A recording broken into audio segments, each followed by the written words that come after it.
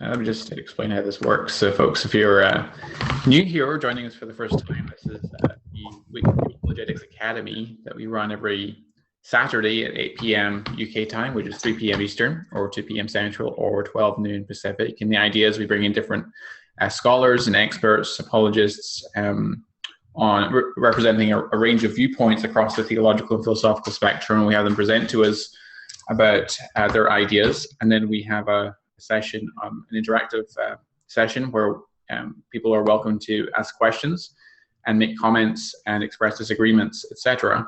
And so if you're joining us as a viewer today, you are welcome to participate in a number of different ways. You can participate in the chat window, which you've probably already found, and make sure that if you're participating in the chat that you direct your general chat to everyone rather than just panelists.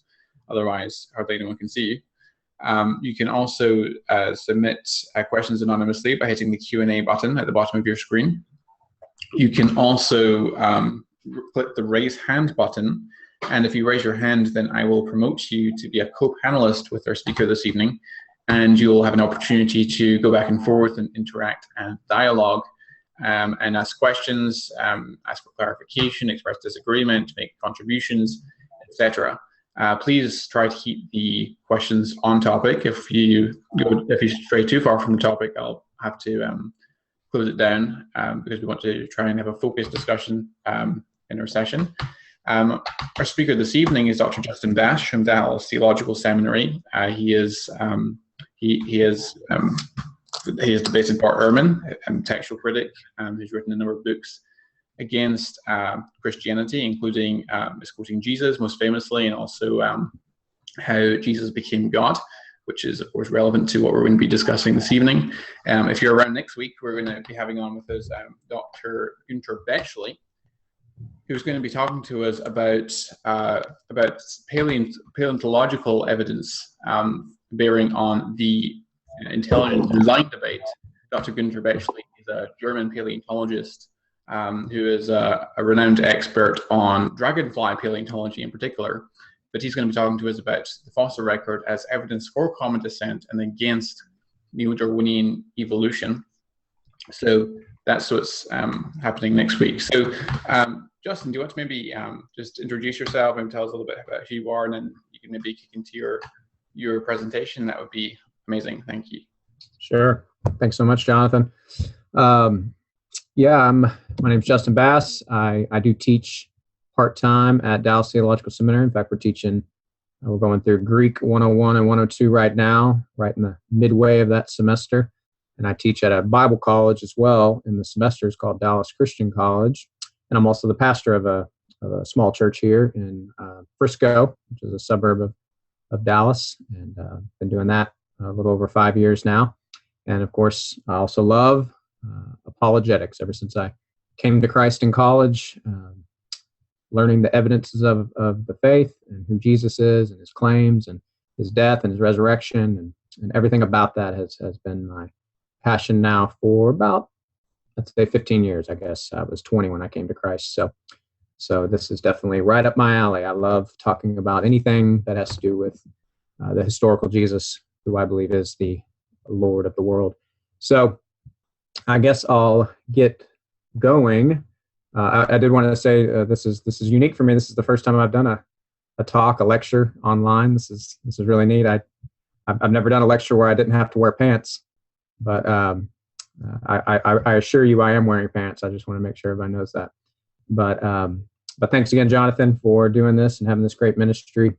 And I look forward to being a part of others and also attending some of these next ones that you had told us about, some great speakers you got coming from the believer and unbeliever side.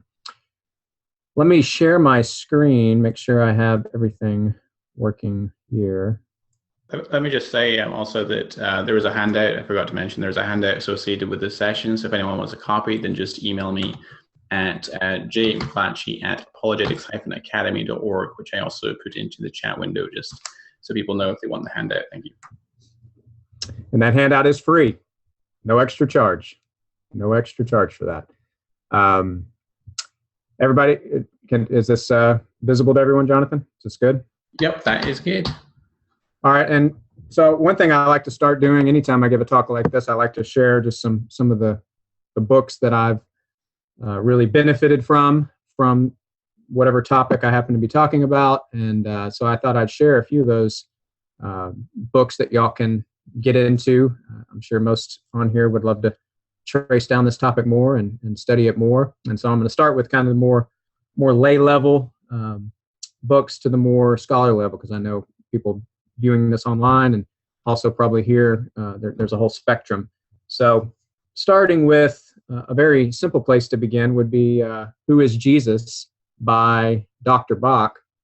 Daryl Bach, my professor at DTS. This is an excellent book, just talking about a lot of the packaging for a lay audience, just a lot of the key issues concerning the historical Jesus and the scholarly research, the historical Jesus versus the Christ of faith issues. But he has a lot of discussion on the Son of Man in here. Also, Charles Moule, another, notice how thin it is. See, I'm getting you nice small books. But Charles Moule has this book called The Origin of Christology, and that is also really good, especially his discussion of Jesus' claim to be the Son of Man.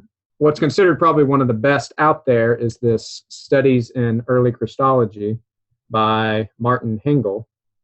And just such a great book, a lot of amazing things in here, especially on Psalm 110 and hymns, ancient Christological hymns in the New Testament, but also his discussion of Jesus' claims to be the Son of Man are also unparalleled. And then this is another real popular theology book, The Christology of the New Testament. I'm seeing it backwards, so maybe you are too. So at least you're hearing what the title is. But Oscar Kuhlmann is this German scholar. He wrote this probably about 100 years ago now, but it's still just one of the most definitive books where he walks through all the titles of Jesus given to him in the New Testament, whether it be prophet or Lord or Christ or Messiah or Christ and Messiah or Son of Man. And so he has a whole chapter on the Son of Man that's really good. And then some that have already been mentioned, Bart Ehrman's book, How Jesus Became God, is a great one to read, to know the a view that's really a minority view in scholarship, but Bart Ehrman, because of his popularity, he has revived it, and the view basically that Jesus did speak about the Son of Man, but spoke about another coming figure that is distinct from himself. So he did talk about the Son of Man, but it was someone other than himself. And that's Bart Ehrman's view. But of course, if you read Bart Ehrman's How Jesus Became God, you have to read How God Became Jesus by my good friend, Dr. Michael Bird, the great New Testament scholar. And this is a direct response to Bart Ehrman's book. And he also has great discussions on the Son of Man. And then just two more. Notice now we're getting into real thickness, but we're talking about N.T. Wright's Jesus and the Victory of God. And we're talking about Raymond Brown's The Death of the Messiah. Both of these books have excellent discussions of everything, but specifically Jesus' claims, who he claimed to be, and everything about historical Jesus, I think that you'd want to know, you can get into in those books. So just some recommendations there at the beginning. Let me start also with a quote from this Jewish scholar, famous as a rabbinic scholar, Jewish scholar, rabbi himself. He actually has published over 500 books. There has to have been some ghostwriting going on in there, but he's considered one of the most published authors in all of history and one of the foremost leading scholars in Jewish rabbinic studies. And he wrote a book called A Rabbi Talks with Jesus, and it's by Jacob Neusner. And after he wrote that book, he did an interview, and he made this point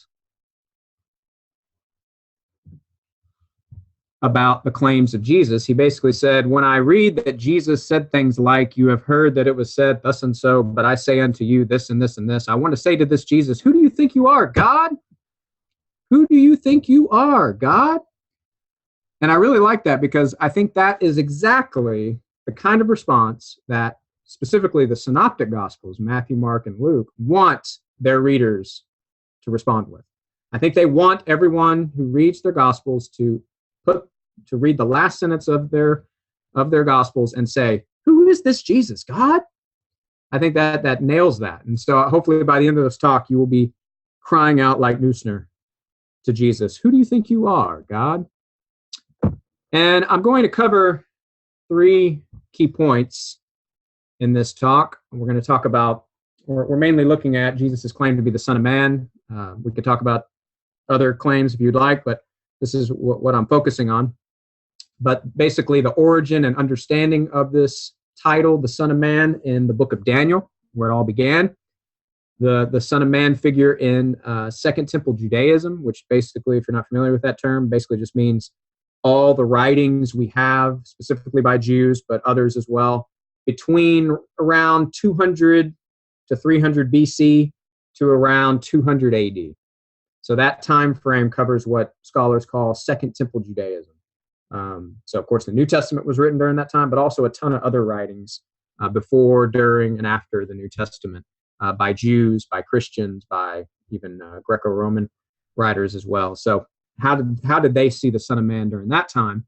And then, of course, the Son of Man as a divine title on the lips of Jesus himself, on the lips of Jesus of Nazareth. So that's what we're going to look at. I was talking to Jonathan, I think after I go through 1 and 2, because it's some information, I thought maybe I'll stop there and see if there are any questions, and then I'll go through the last one, and then we'll have questions at the end as well. So I think that's the way we're going to do that. But basically, scholars are in agreement. It's rare to find scholars in agreement on anything when it comes to controversial points in the Bible and New Testament a lot of times. But when it comes to the Son of Man, scholars are at least unanimously agreed upon that the Son of Man, the title, the phrase, the figure, its origin is Daniel chapter 7. It's in the book of Daniel. This is where it all began for all the things that would come later, all the writings and Jesus' claims and all the things that would be said about the Son of Man. It all goes back to this night vision that Daniel had as recorded in Daniel chapter 7. But that Daniel didn't get it from somewhere else. Scholars have completely debunked those few that have said that a long time ago.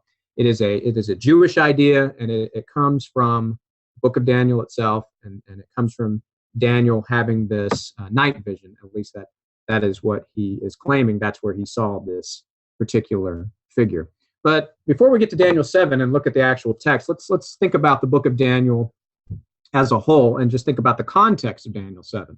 And the best way to do that without reading through it all, to keep it very simple, I want you to just see that Daniel chapter 2 and Daniel chapter 7 correspond with one another.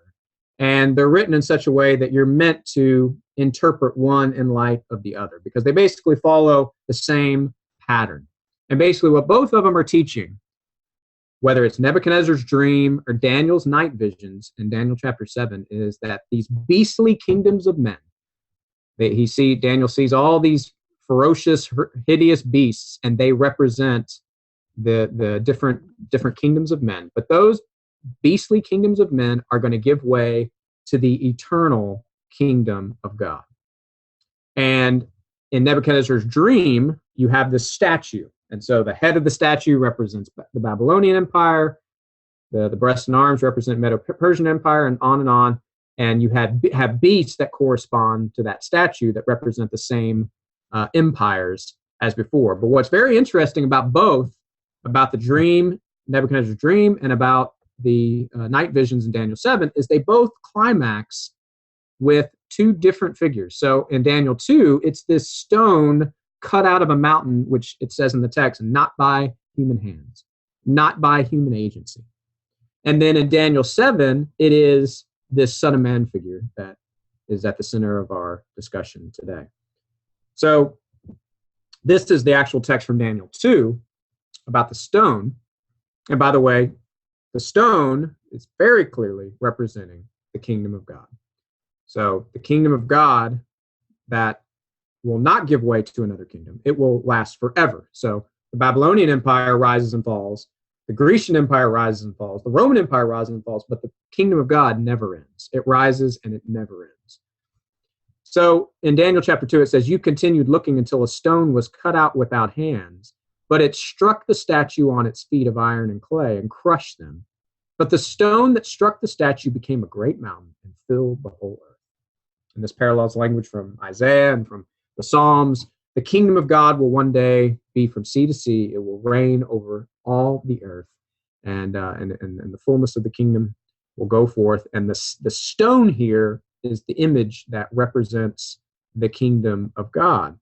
And as I said, the stone, the way the Nebuchadnezzar statue in that dream climaxes with the stone, similarly, the visions in Daniel climax with the Son of Man figure, talking about him being the one who rules over God's kingdom, which lasts forever and ever.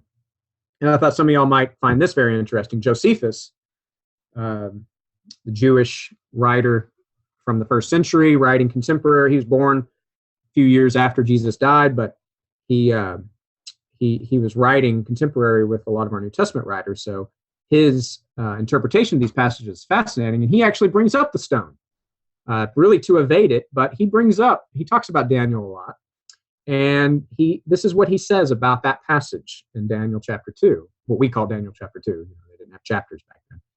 But he says, Daniel did also declare the meaning of the stone to the king, but I do not think proper to relate it, since I have only undertaken to describe things past or things present, but not things that are future. Yet if anyone be so very desirous of knowing the truth as not to give up such points of curiosity, and cannot curb his inclination for understanding the uncertainties of the future, and whether they will happen or not, let him be diligent in the reading the book of Daniel, which he will find among the sacred writings. Isn't that beautiful?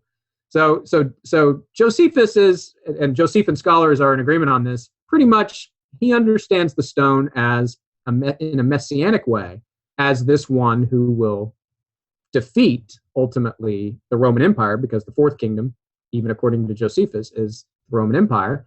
But remember where Josephus is. He is on the payroll of the Roman Empire, so he doesn't think it's probably the best thing to let the Roman Empire know that they're going to be destroyed one day by this Jewish Messiah. So he says, you know what? You just go read Daniel on your own. You know, it has something to say about the stone, but, let's just not talk about it right now. I don't think I want to mess with my salary for the Roman Empire. And unfortunately, he doesn't talk about the Daniel 7 passage. He doesn't talk about the Son of Man figure, but you can get kind of an idea, I think, from this, what he would say, and probably why he doesn't talk about the Son of Man figure, because he doesn't want to talk about the fact that the Holy Roman Empire is not going to last forever, as, of course, many Romans believed it would. So let's look at our key passage. This is the parallel passage to the stone passage in Daniel 7. And he says, I kept looking, Daniel speaking in the first person, he says, I kept looking in the night visions, and behold, with the clouds of heaven, one like a son of man was coming. And he came up to the Ancient of Days and was presented before him. And to him, clearly talking about the Son of Man, to him was given dominion, glory, and a kingdom, that all the peoples, nations, and men of every language might worship him. His dominion is an everlasting dominion which will not pass away, and his kingdom is one which will not be destroyed. Now, this is an incredible passage. Probably one of my favorites, one of the most amazing passages maybe in the entire Old Testament. And what is mainly mysterious about this passage is this Son of Man figure. The Ancient of Days isn't, because the Ancient of Days, even though this is unique to Daniel, God is nowhere else called the Ancient of Days in the Scriptures. But everyone agrees the Ancient of Days is the God of Israel. The Ancient of Days represents the God of Israel. But the Son of Man figure, and what Daniel means by the Son of Man, when he says one like a son of man, what he basically means, wouldn't literally, is as he looked and saw this vision, this figure looked like a human. He looked like a human. That's what he means by one like a son of man. He looked like a human being, but he did things that a human being doesn't do. And that's what makes him so mysterious, because he's doing things that only the God of Israel should do. And he's receiving things that only the God of Israel should receive. And this is why, as far as I can tell, all the scholars I've read on Daniel and on these passages, this figure is at least divine. Now, there may be a spectrum of divinity that they would, some would follow. Some would say he's more of semi-divine figure, more of an angelic figure, but some would even say he's being equated with God there in the text of Daniel. So there's a spectrum there, but everyone agrees he's divine. This figure is divine, and let me tell you why. The Son of Man here rides the clouds. Nobody rides the clouds in the Old Testament except for Yahweh, the God of Israel, except for here. This is the only exception in the Old Testament where someone is riding the clouds other than the God of Israel. He's also given glory, and all nations worship him. We'll talk about how significant that is in the context of the book of Daniel in a second. And then we're told he is the king over God's eternal kingdom. So he is the one that it says his rule, his dominion will never end, referring back to the Son of Man figure. Let's look at these individually. The Son of Man rides the clouds. Remember, Psalm 68, verse 4 is an example. Here's two examples where Yahweh, the God of Israel, rides the clouds. And as I said, it only is the God of Israel who's riding the clouds in the Old Testament. Sing to God, sing praise to his name, extol him who rides on the clouds. His name is the Lord, and rejoice before him. And Isaiah 19 says, an oracle concerning Egypt, see, the Lord rides on a swift cloud and is coming to Egypt. The idols of Egypt tremble before him, and the hearts of the Egyptians melt within them. So, and I could add many other passages, but again, this is unique. And this passage in Daniel 7 is unique because here we have a figure that is riding the clouds that is not Yahweh. This is a divine prerogative to ride the clouds. And as I said on the second one, all nations here worship this Son of Man figure. Now think about the context of the book of Daniel already, how amazing that is and how crazy and shocking that is. What is the first 6 chapters of Daniel all about? It's all about the fact that Daniel and Shadrach and Meshach and Abednego are going to stand their ground on monotheism and on the fact that they're not going to worship any creature, they're not going to worship any statue, they're not going to worship anyone but the God of Israel. He's the only one they're going to worship. So the book of Daniel, like the book of Isaiah and other books, it is as monotheistic and as strongly, we worship only one God. We don't worship anything else. Worshiping anything else would be idolatry. And yet it's in this same book that this other figure that is distinct from the Ancient of Days is worshipped by all nations, tribes, and tongues. Okay?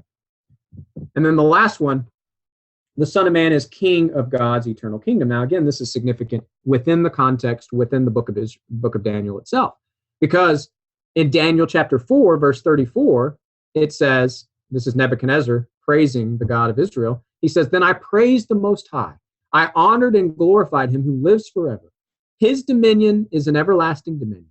His kingdom endures from generation to generation. And if you notice, in the original language, it's identical. His dominion is an everlasting dominion to the dominion of this Son of Man figure. To him was given dominion, and his dominion is an everlasting dominion, which will not pass away, and his kingdom is one which will not be destroyed. So, a simple question would be, well, who's the king of the kingdom to come in the book of Daniel? Is it the Ancient of Days? Is it the God, the Most High, the God of Israel? Or is it the Son of Man figure? Both are said to be the ruler, the king, and in some sense, both are going to rule over this kingdom. That's what you're left with. You're left with ambiguity, but you're definitely left with the fact that both will rule over this kingdom. Now, what's interesting is the latter part of Daniel 7, you have the angel give an interpretation of the vision. And in the interpretation, when we get to the passage where the Son of Man would be mentioned, the Son of Man's at least alluded to, but it doesn't use the phrase one like a son of man again, because now we're getting the actual interpretation. And this is what it says at the end of Daniel 7. Then the sovereignty, the dominion, and the greatness of all the kingdoms under the whole heaven will be given to the people of the saints of the highest one. His kingdom will be an everlasting kingdom, and all the dominions will serve and obey him. Notice the singular. His kingdom will be an everlasting kingdom, and all the dominions will serve and obey him. We have an allusion to this Son of Man figure again. At this point, the revelation ended. As for me, Daniel, my thoughts were greatly alarming. My thoughts were greatly alarming me, and my face grew pale, but I kept the matter to myself. Now, most Danielic scholars, if you just stick with scholars of Daniel, you go find all the top critical scholars and commentaries on Daniel, the vast majority of them are going to go with a certain interpretation of the Son of Man figure, which I agree with. They basically will say that the Son of Man figure in the vision of Daniel is a collective symbol, a representative of the saints of the Most High, meaning Israel in the context. But saints of the Most High, of course, could include more than just Israel because it's more ambiguous. But in the context of Daniel, saints of the Most High would be Israel. And I think that's right. I think the Son of Man does represent these people, the saints of the Most High. And that's why he's not mentioned again here in the interpretation. But just because he represents them doesn't mean that he cannot be a real divine figure in heaven, representing them as their king in heaven. Because what's interesting is that when you compare the kingdom of Israel or the kingdom of the saints of the Most High with the other kingdoms that were mentioned, in every case, Babylonian, the Grecian kingdom, the Persian kingdom, you always have a king and their people. So there's Alexander the Great, or there's Nebuchadnezzar, who represents the kingdom. So then the representative here of the people of the Most High is given to us in Daniel chapter 7, which is this Son of Man figure. And that, again, is how all the Jews that we have writings from, as they commented on this text in Second Temple Judaism, this is how they read it. They read that this figure was a real figure in heaven, and that this figure was what they would then say is the Messiah. So they started equating the Son of Man figure with their ideas and concepts of the Messiah. Not all, but a lot of the writings we have about the Son of Man that we'll look at in a second, they started to equate the Son of Man figure as the Messiah and as this glorified divine being that is in the heavenlies and that sits on God's throne and on and on. But again, they still kept the Son of Man figure distinct from the God of Israel. And that's what we see going into the Second Temple references. So let me say a few words about what we have in the Second Temple Judaism, the Second Temple era, concerning the Son of Man figure. And the earliest reference we have, and really the most important one we have, that starts to talk about the Son of Man figure after the book of Daniel, and what some scholars would say, and I agree, is before the time of Jesus. So these ideas would have been before the time of Jesus, maybe contemporary, but at least contemporary, but probably before. And let me let Bart Ehrman explain this, because on this point we're in complete agreement. But he says in How Jesus Became God, this figure came to be known as the Son of Man, talking about the figure from Daniel 7. Nowhere is he described more fully than in the book of 1 Enoch. The Son of Man is a prominent figure in a different portion of the final edition of 1 Enoch, chapters 37 through 71, which are usually called the similitudes. There are debates about the date of the similitudes. Some scholars put this part of the book near the end of the 1st century, CE, meaning AD, probably more dated earlier to around the time of Jesus himself, which is how Bart Ehrman dates it. He says that this concept of this Son of Man figure was in the air of Judaism at the time of Jesus and before, and I agree as well. Now, what's very clear is 1 Enoch is getting its ideas about the Son of Man figure from Daniel 7. But again, because they're writing many hundreds of years later, and they're writing at a time when there's this messianic fervor, see, they start to equate this Son of Man figure with the Messiah. So they say more than just what was in Daniel 7. So we have statements like this given to the Son of Man figure. He is the elect one. He's the righteous and elect one. He's the Lord's Messiah. These references are from 1 Enoch. He's the light of the Gentiles. All the world will fall down before him. He sits on a throne of glory and holds judgment, and the righteous and the elect will have table fellowship and share life with him. And so equating the Son of Man with the Messiah, this is a kind of a huge step forward in the sense of development of an understanding among the Jews of this Son of Man figure. They now see the Son of Man figure as the Messiah. But notice, he's still as a divine figure as he can be, yet distinct from the God of Israel in some sense. And Bart Ehrman agrees here as well. I like what he says on page 67 in How Jesus Became God. He says, talking about the Son of Man figure, he is a divine being who has always existed, who sits beside God on his throne, who will judge the wicked and the righteous at the end of time. He, in other words, is elevated to God's own status and functions as the divine being who carries out God's judgment on the earth. This is an exalted figure indeed, as exalted as one can possibly be without actually being the Lord God Almighty himself.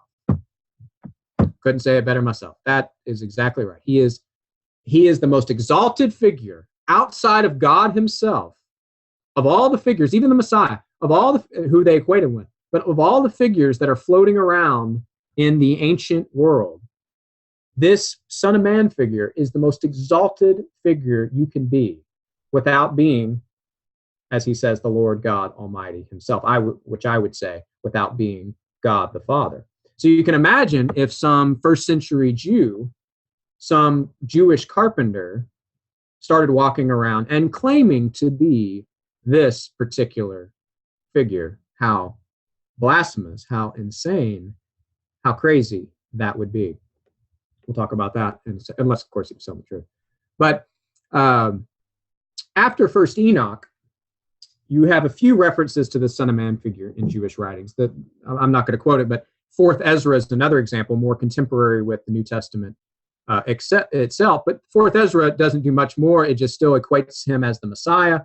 It does call him God's son, but I think he's called God's son in First Enoch as well, maybe.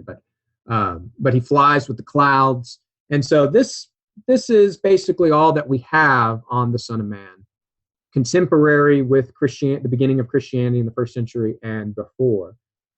The rabbis do take this up, and the rabbis, which most of their writings date hundreds of years later than the first century, so it's hard to know what they're saying that goes back to the first century. So that's why you have to be careful with rabbinic writings. But they do have a fascination with the Son of Man figure, and they talk about him a lot. In fact, they call him, they started calling their Messiah, their coming Messiah, as the Son of the Cloud. They call him the Son of the Cloud, or the Cloud Man. The Cloud Man. It sounds like a Marvel character, doesn't it? It sounds like he's going to join the Avengers. The Cloud Man. But they also said things like this.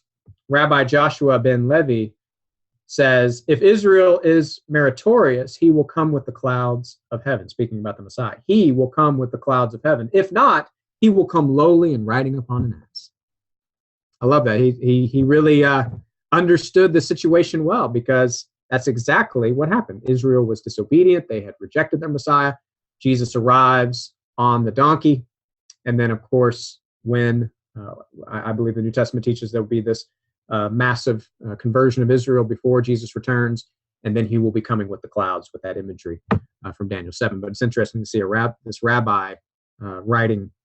This dates to around 200 to 400 AD, but we don't know when he actually said that. But he could have said it really close to the time of the writing of the New Testament. But I like that. I find that very fascinating. But that's clearly an allusion to Daniel 7.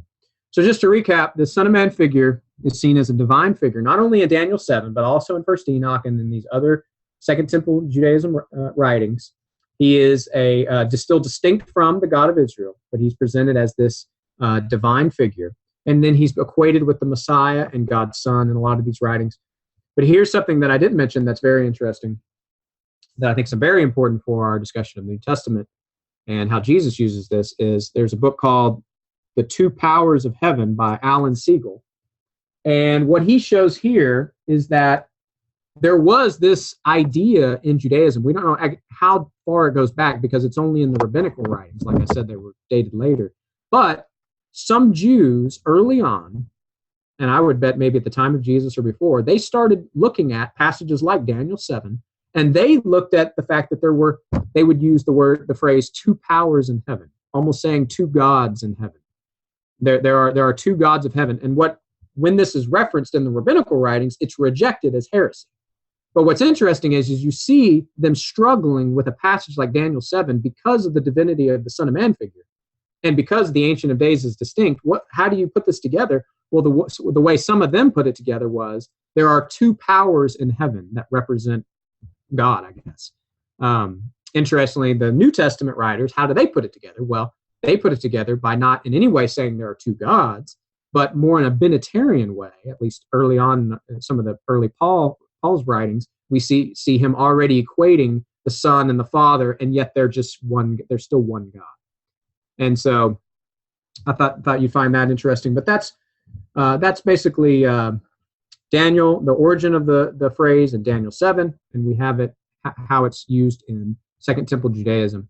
So we could take a little break right now and answer any questions if anybody has any questions or clarifications or comments. Great. Anyone have any questions that they want to raise? If you have any questions, then you can raise your hand, and I will promote you to be a co-panelist with Justin and ask your questions or make your comments, etc. Or if not, I will ask questions myself because I have some thoughts.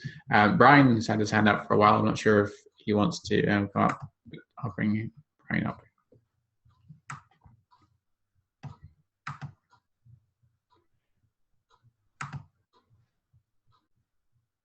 Brian, did you want to say something? Yes, can you hear me, Jonathan? We can hear you. Justin, when Jesus was interrogated by the Sanhedrin before the crucifixion, and he makes mention that you'll see the Son of Man coming on the clouds of glory, was this understanding that you're speaking about in the minds of the high priest at the time, that one riding on the clouds of glory is someone that's likened to God? It's an excellent question. If my view, and Bart Ehrman is and others who argue that those passages in Enoch, there's debate on when to date those. If you date, the latest they can be dated is like the end of the 1st century. So if that's when they were written, then you don't have that clear, Son of Man figure like First Enoch is talking about. You don't have that idea floating around the 1st century as clearly as it would if it was written before that. If it was written before that or contemporary with it, then they probably did have that idea. Now, I think for sure, at least they understood Jesus's claim to be some sort of divine claim there, probably from Daniel 7, but also because he speaks about sitting at the right hand. We're going to talk about that passage at the end of this talk, so we'll get back into that. But I think the fact that they cry blasphemy and he rips his garments, I think that shows that he knew that he had an understanding that what Jesus was saying, what Jesus was claiming, he was definitely claiming to be the Son of Man, and by claiming that and the other things he said, he was making a divinely prerogative claim. Thanks. All right. Thank you, Brian. Does anyone else have any comments or questions that they would like to raise? If not, I have some things I would bring up. We have a hand from Linda. Let me promote Linda.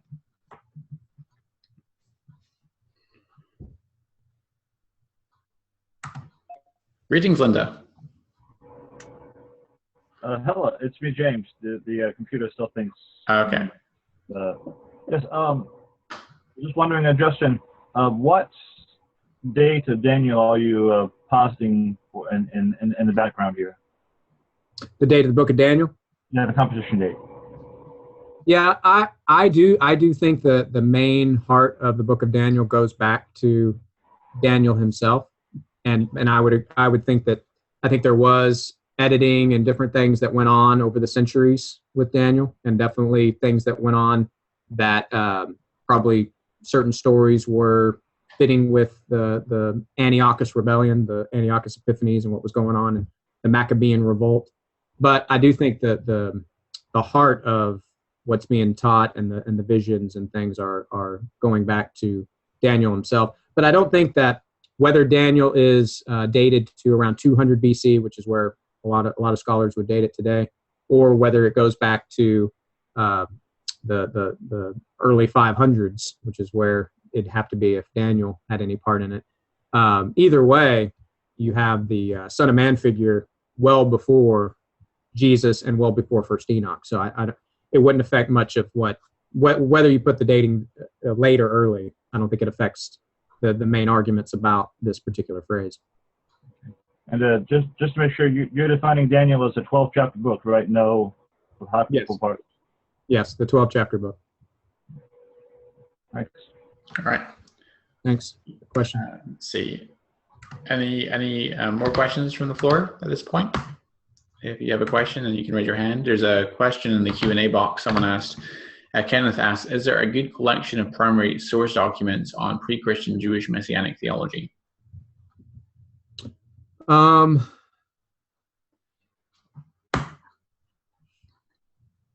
Say that again. Is there a good collection of primary source documents on pre-Christian Jewish Messianic theology? I can't think of that specifically just focus on Messianic references, but your best bet for getting all these documents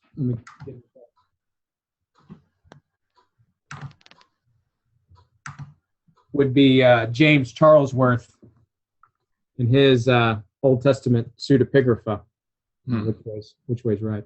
But this is 2-volume, and this is where you get First Enoch and a lot of the keynotes on First Enoch. But basically, this and another volume, these 2 volumes cover all of the Second Temple Judaism writings that go during that time period that aren't the Old Testament books and that aren't the apocryphal books or deuterocanonical books, whether you're Catholic or Protestant, depending on how you title that. But so it doesn't include those books. So books like First Maccabees, Second Maccabees, those aren't in there, and it doesn't include, of course, the Old Testament books, but it includes all the others. So it has First Enoch, it has Apocalypse of Abraham, it has the Syllabine Oracles, it has all these other writings. So that's where you're going to get, and then a lot of those writings will have these messianic references that we talk about, and he'll have a little discussion before each book. Whatever scholar goes through each book, they'll have a little discussion at the beginning, the date of it, like when it was written, and it'll talk about like key passages, like messianic passages for sure. Great. We had a question from Josh Parikh from Oxford University. Hi, Josh. Hey, Justin. Hey, good, sir. How you doing? Good. How you doing? Good. I'm well. Yeah, I haven't got a lot of interest to say because this is not my area at all, and I don't know Greek or Hebrew or anything. But yeah, I think I'd have a couple of questions.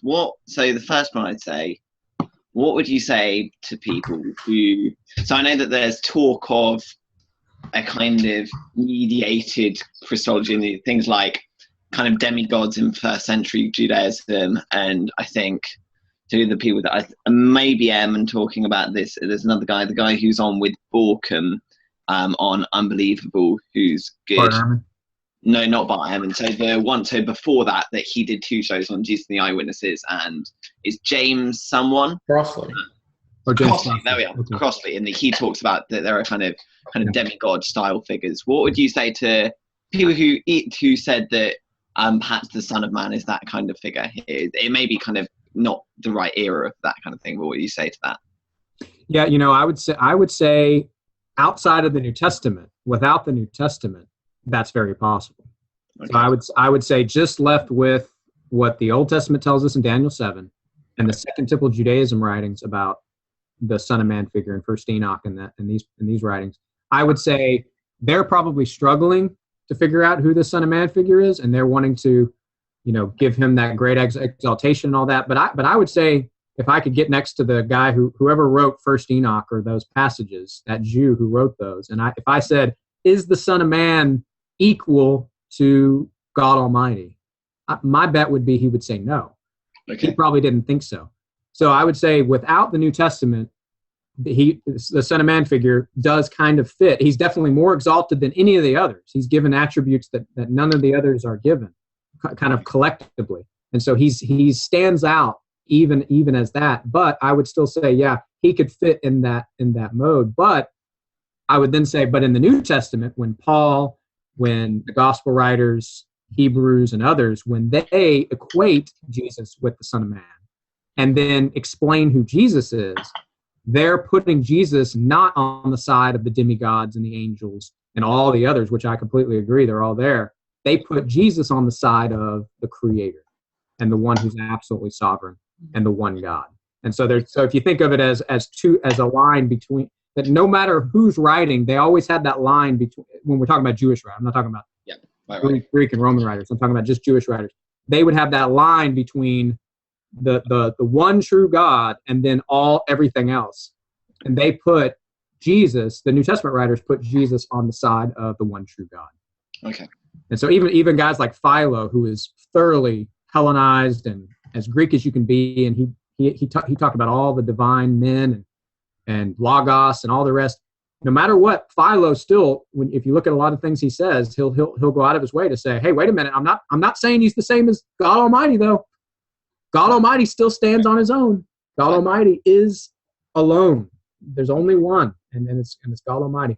And so for the New Testament writers who believe, just like Philo, just like Josephus, that there's absolutely one God, but they put Jesus on that side of that one God. And how they do that, so that's when you get into all the how to put that together. Okay. Given that, so when in Mark 14:62, 61 through 64, that kind of classic, the bit you'll know, you mentioned it. So what is it then particularly that you think, so if it could be kind of 50-50 without the New Testament, why is it then that you've probably gone over this and it's probably my misunderstanding rather than your clarity, but why is it then that when Jesus says, you shall see the Son of Man coming on the clouds of heaven, seating the right hand of power, why is that then identifying himself as Yahweh rather than identifying himself as a demigod? Is it the fact that, is it the kind of response from the Sanhedrin, or is it the kind of Psalm 110 reference, or is it possibility that it's a reference back to Exodus 3:14? Kind of what would you say? I think it's all of it together, but again, what is in the mind of like the high priest? Now the high priest definitely thinks it's blasphemous, but does the high priest think that Jesus is claiming to be Yahweh in the flesh? I don't know about that, but he definitely thinks that this man Jesus, that's what's unique about the situation with Jesus, is this is the only time we have a human being claiming these things, right? So it's different than the other writings we have where they'll maybe exalt a figure like Abraham or Enoch or something like that. But these are people who lived, thousands of years before of the time that they're writing. With Jesus, we're talking about a man who's just there, who's a contemporary, who's walking among them, and he's saying he's these things. So how far they took it as far as his equating his claim to be the same as Yahweh himself, I'm not for sure on their mindset on that. But that they thought he was making claims that no human being should ever make, that he could sit at the right hand of God, that he is that Son of Man figure who, as Ehrman says, is the most exalted figure that's even talked about in ancient Judaism other than God. That's what I think is so blasphemous in their eyes. So this couldn't possibly be like, oh, I'm like a really high prophet of God, that this is kind of ridiculously above that, and it's that. Well, there'd be no parallel. There'd be no parallel if it was. No parallel at all. Okay, that's cool. That's useful. In terms of discussion of, so what would you, that I'm not, because I'm not huge, I've kind of got, I know bits about New Testament studies and have read bits in there, but in terms of Daniel commentaries, what good evangelical Daniel commentaries can you recommend? Probably Gleason Archer is still one of the best for Daniel.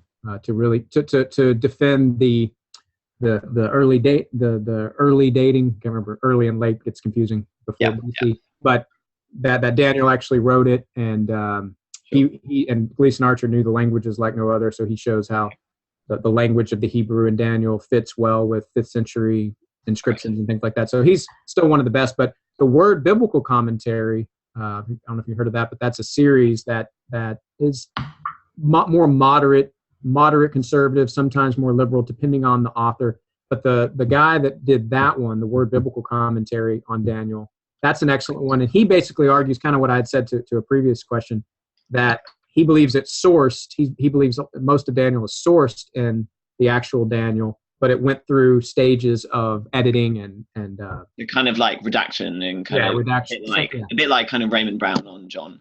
Exactly. Right. Fine. That makes sense. I'm trying to think if I got anything else of interest to say. Probably not. But yeah, well, thanks very much.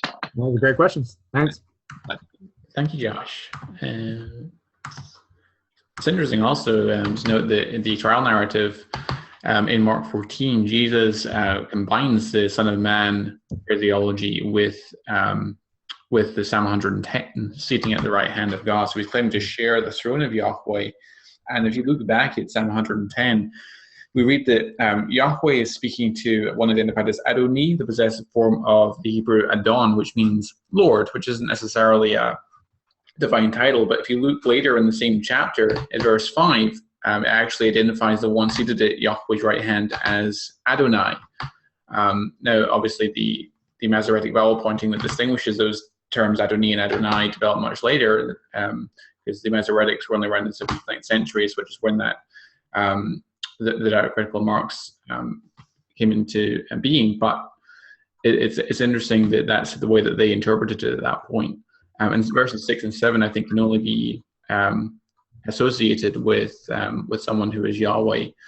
So that's interesting. And it's interesting also in relation to the trial narrative that in Mark 14, when Jesus says, "I am, and you'll see the Son of Man seated at the right hand of power and come in the clouds of heaven." Mm-hmm. According to the Jewish Mishnah and Sanhedrin 7:5, when a post-trial report would replace the blasphemous divine name, the mentioning of the divine name, which is blasphemy, with a substitute for it, such as the power, which is interesting that it corresponds in that way to the later idealization of Jewish jurisprudence concerning capital blasphemy cases. Yeah, that is interesting. Yeah, great point. One question I wanted to ask is that John J. Collins is a well-known scholar who's written on the Book of Daniel. Yeah, has pointed out, and he's not the only person to have taken note of this, that there are certain literary parallels that exist between the Son of Man vision of Daniel 7 and the Canaanite Baal myth. So, for example, you have Baal referred to frequently as rider of the clouds, which resembles the manner in which, in Daniel's vision, the Son of Man was seen to come on the clouds of heaven. And moreover, the high god El is depicted as an aged deity who is often referred to as the father of years, similar to the title ascribed to Yahweh in Daniel 7, which is the Ancient of Days. The Son of Man is also portrayed in Daniel 7 as being in subordination to the Ancient of Days, which also parallels the Canaanite myth in which Baal, the subordinate deity, receives kingship from the high god El following the defeat of the god Yam in battle. And Yahweh, the God of Israel, is described as the title of Cloud Rider on several occasions in the Old Testament, as you alluded to already in Isaiah 19:1 and Deuteronomy 33:26, and so on, Psalm 104 verse 3. And the biblical prophets seem to have taken this title, which is a title that was widely recognized as an official title of Baal, and applied it to Yahweh in some capacity. Definitely. And the fact that the Son of Man is described as the Cloud Rider is also suggests that he's being identified with Yahweh. That's right. I mean, what do you think of the manner in which the author of Daniel seems to borrow from the Canaanite Baal myth and kind of gives it a new dimension, a new meaning? Yeah, I think we see this all throughout, even in the New Testament, but all throughout the Old Testament, as far as God using the imagery and language of the day to show his superiority, to show whether it's the gods of Egypt or the Canaanite gods, or the way Paul or John will refer to Logos, or refer to use certain language that would show how Jesus is greater than Caesar, or other gods of the Greco-Roman Empire. But even John Collins, though, in his Hermenia, though, he does say, though, that because that imagery would have been still Old Testament imagery, because the author of Daniel would have still had the Psalms, they would have still had all the rest. So even if you go back to the Psalms, or you go back to some of those passages in Deuteronomy or something, and there you have maybe parallels with Canaanite deities and things to show Yahweh's superiority, Collins still argues that the origin of the Son of Man figure is first in Daniel, and it's Jewish in nature. The whole idea is Jewish. But I agree that the parallels that go back to Psalms, that go back to the other places in the Old Testament, could have other parallels outside of Israel. Right. Because Jeroboam's religion had borrowed from Baal worship, Right. and as it may have begun to look to many of the Jews that there was no real difference between Baal and the God of Israel, and so it shouldn't therefore be so surprising that the prophets at times counted on the familiarity with Baal to present their argument that it was in fact Yahweh, not Baal, who was the king of heaven. Because the Israelites started to give credit to, because we see credit given to Baal, for example, for the crop cycle and so on, when that should go to Yahweh. Right. So, and also, of course, you have 1 Kings 17, where we have the sort of contest between Yahweh and Baal, which is observed by Elijah and the prophets of Baal, in which Yahweh is clearly demonstrated as being superior to Baal. Mm-hmm. Another point on Daniel 7 is that it uses the Greek word latruo in the Septuagint version, which is only ever used to apply to one who is Yahweh. It's never used to denote any other form of worship. It's the very highest form of worship and religious service. Yeah. And the Aramaic... that's where we get the word liturgy. Yeah. The Aramaic that's used in the original Pelach is, as far as I'm aware, not used of anyone besides Yahweh either. So that also suggests that we're dealing with one who is in fact Yahweh. One of the common Jewish rabbinic interpretations of Daniel 7 is that it's referring to the nation of Israel. I know Rabbi Tobias Singer, for example, takes that view, and other Jewish rabbis, at least in our modern period, although that wasn't the mainstream position back in times past. Yeah, that's what I was saying. Like more modern scholars of Daniel, John Collins would be a distinct one. John Collins actually takes the Son of Man as being Michael the Archangel, which I think is ridiculous. But he's completely in the minority. But the majority of Danielic scholars today would say the Son of Man figure represents collectively the people of Israel, or the people of the Saints Most High. But I'm fine with that. I just think it doesn't go far enough. And if you just take it one step further, where he doesn't just represent them, but he's also their king, he is their representative as king, just like Nebuchadnezzar was of the Babylonian Empire, or Alexander of the Grecian Empire. That's how the ancient Jews took it, because the ancient Jews that wrote on this, that's how they're taking it. They're taking it as the passages I'm talking about that are pre-Christian. Now, Tobias Singer there might be passages in the rabbinical writings, but again, the rabbinical writings are 200, 300 years after the first century. So it's hard to know what in there goes back to pre-70 AD ideas. Yeah, and the beasts actually spoken of in Daniel 7, the four beasts are spoken of in Daniel's vision, actually, although they represent four kingdoms, which is the exegetical argument. Well, since the four beasts are four kingdoms, Son of Man must also be a kingdom. But these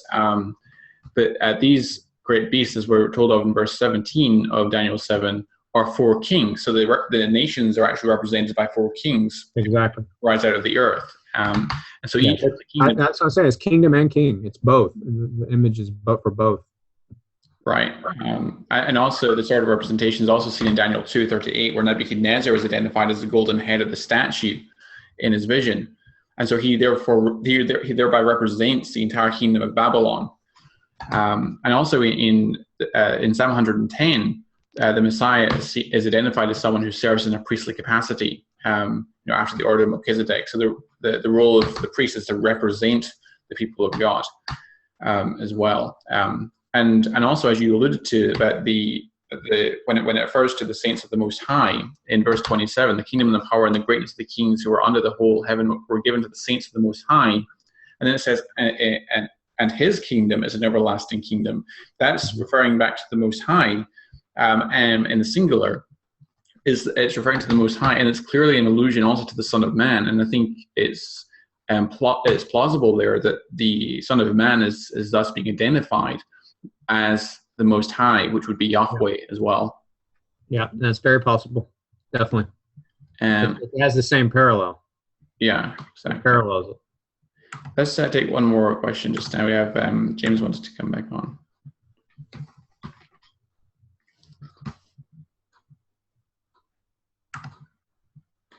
Hey, you're back on. Hey, James. Great. Yes, just real quick, while we're in Daniel.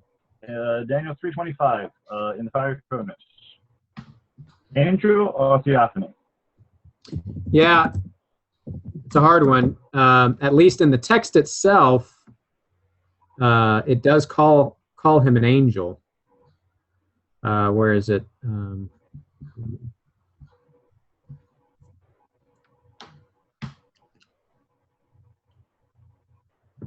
Yeah, right here.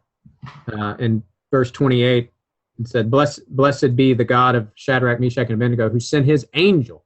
But just because it calls him his angel, and remember, angel in the Hebrew, just like in the Greek, can mean messenger.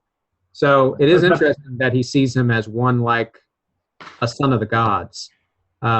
He looks like like a son of the gods. So I'm definitely open to it. You don't have, unfortunately, you don't have the New Testament give its kind of stamp of approval to say that this is a pre-incarnate vision of Christ, but I think it's definitely possible. Okay. Let's see. Any final questions before we move on? Going once, going twice. Okay, do you want to continue, Justin? Okay. So skipping ahead to the first century, you have, like I said, you have this man. You have this man named Jesus of Nazareth, who comes on the scene, and all the evidence that we have about what he said shows that this phrase, this title, the Son of Man, is his favorite title to refer to himself. This is his favorite way of referring to himself as he speaks to his disciples, as he speaks to the crowds, as he speaks to the Jewish leadership. No matter who it is, this is his favorite title. In fact, Jesus refers to himself 81 times in the four Gospels as the Son of Man. And the phrase Son of Man only occurs 86 times total in the New Testament. So that means, for all you math majors, that means that 5 times out of the 86 times is the Son of Man not found on the lips of Jesus. So what did Jesus mean when he said the Son of Man has authority to forgive sins, or the Son of Man has authority over the Sabbath, or the Son of Man is going to be rejected and crucified and raised again, or the Son of Man will come with the clouds? What did he mean by that? Well, we need to go back to the actual words Jesus used, and this is what scholars do. And so they don't just go to the Greek.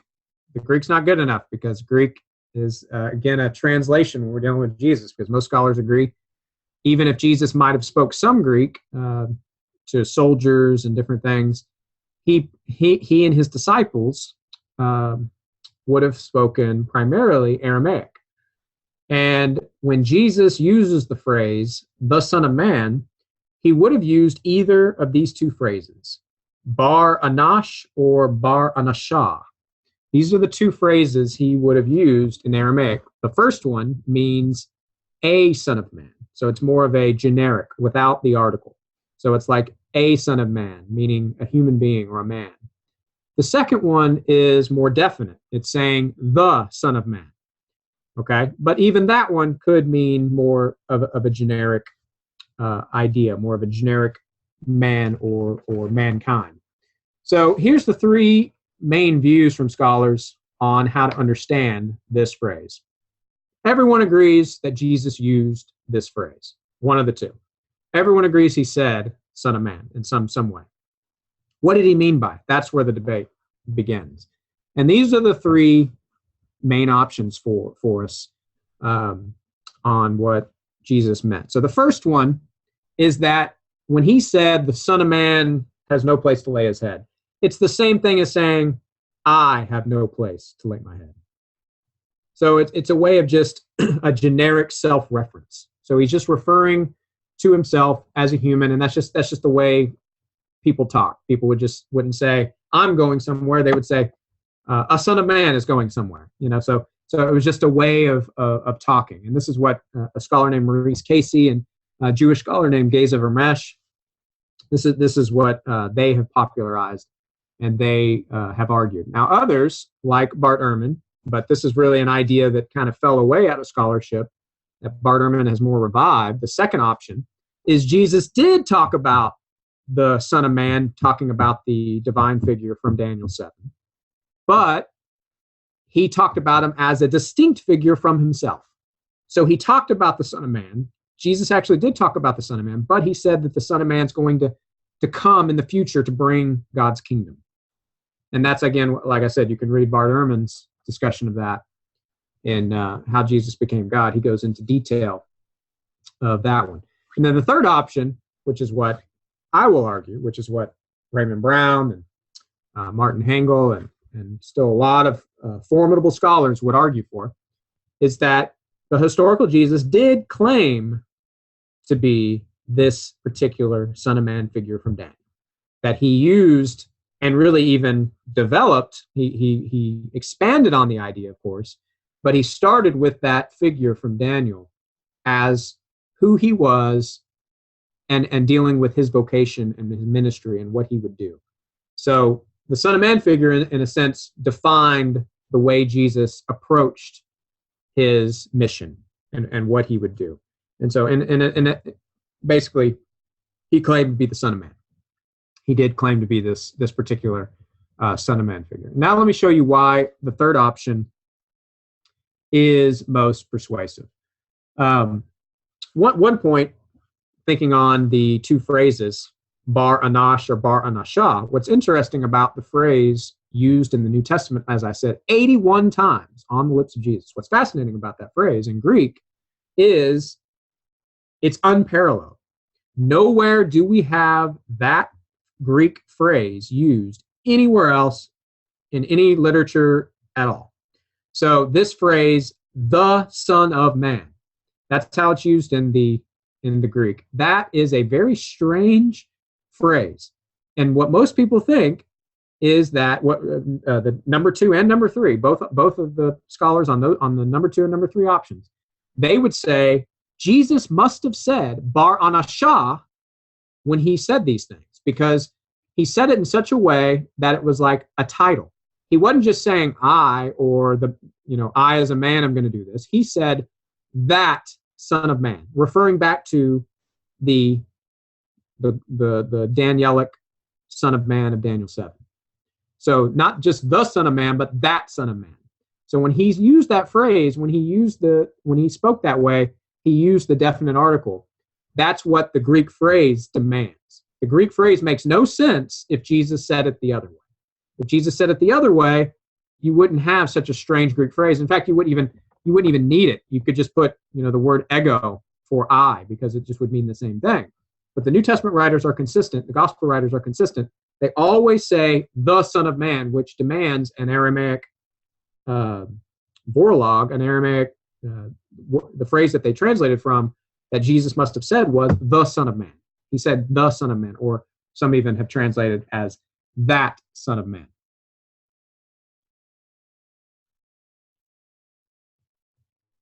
So let's look at something Bart Ehrman said. This is in his Apocalyptic Prophet for the New Millennium. And basically making the argument from number 2, like I said, that Jesus did use this phrase. And so he says, the assumption is that if no one else used Son of Man as a title in this way, Jesus wouldn't have either. This kind of assumption strikes me not only as unreflective, but also as demonstrably false. The fact is that there are lots of places in our tradition, independently attested all over the map, that Jesus himself does use the phrase in this way, as a title for a future cosmic judge from heaven. Someone coined the phrase. It'd be pretty bizarre to think that it couldn't have been Jesus, the one to whom all of these sayings are attributed in independent sources, or someone living before him. So close. Bart Ehrman is so close here. I mean, really, really close to the truth here. Because he's saying Jesus did say this title. He did, while he walked around Galilee and Jerusalem, he talked about the Son of Man. Ehrman is completely right. He talked about the Son of Man. But where Ehrman goes downward is he says, but he was talking about someone else. He was referring to someone distinct from himself. Even though he did talk about the Son of Man, he didn't say he was that Son of Man. And that's where someone like Raymond Brown makes clear. He says that Jesus did use the title of a future figure who would come to judge, but that this figure was not Jesus himself has lost much of its following. Granted, Jesus' conception of the role he himself was playing in making present the rule of God, his anticipation of another unidentified human-like figure to bring the work to a conclusion seems unlikely. And I can give you many other examples of New Testament scholars who would say the same. And just so you know, Bart Ehrman, in his book, When Jesus Became God, calls Raymond Brown the greatest New Testament scholar of the second half of the 20th century. And he says this idea is bunk in a way. This idea has lost a lot of its following. People don't argue this anymore, and there's many good reasons for that, which I'll show you. In fact, let me put this quote from Bart Ehrman next to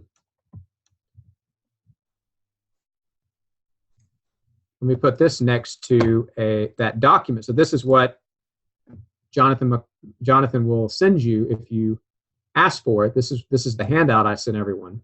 So this is all the sayings of the Son of Man in the New Testament. Remember I said there's 86 of them. All but 5 of them are on the lips of Jesus.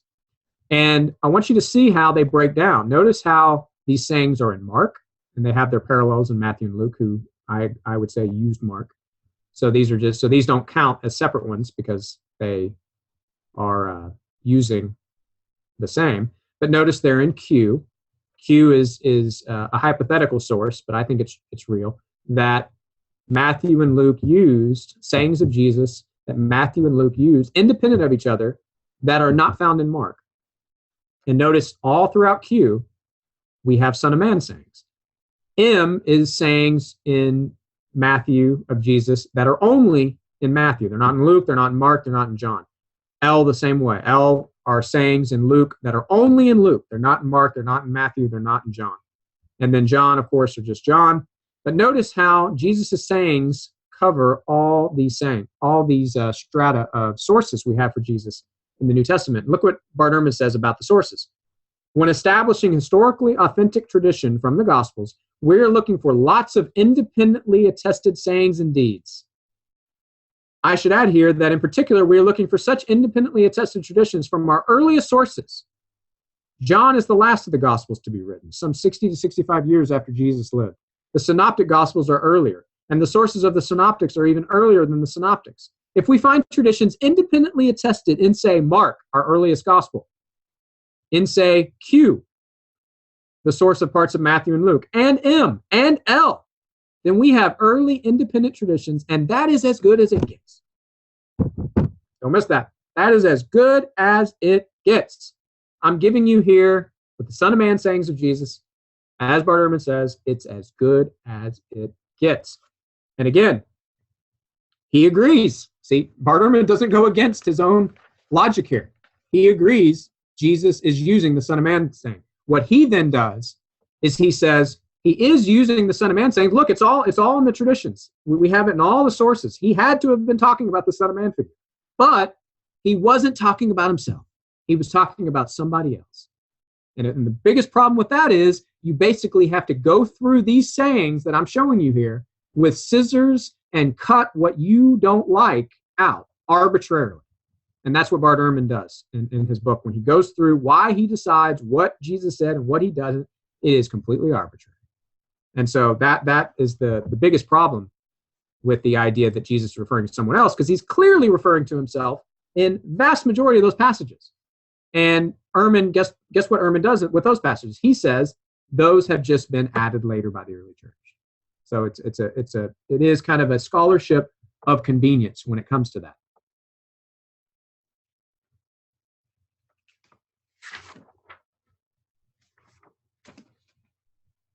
Now, if the early church invented this title at all, then why do we not see it used anywhere except on the lips of Jesus? This is an example where we see the early church being careful with history. We see the early church, and what I mean by the early church is these writers of the Gospels, these writers of the New Testament.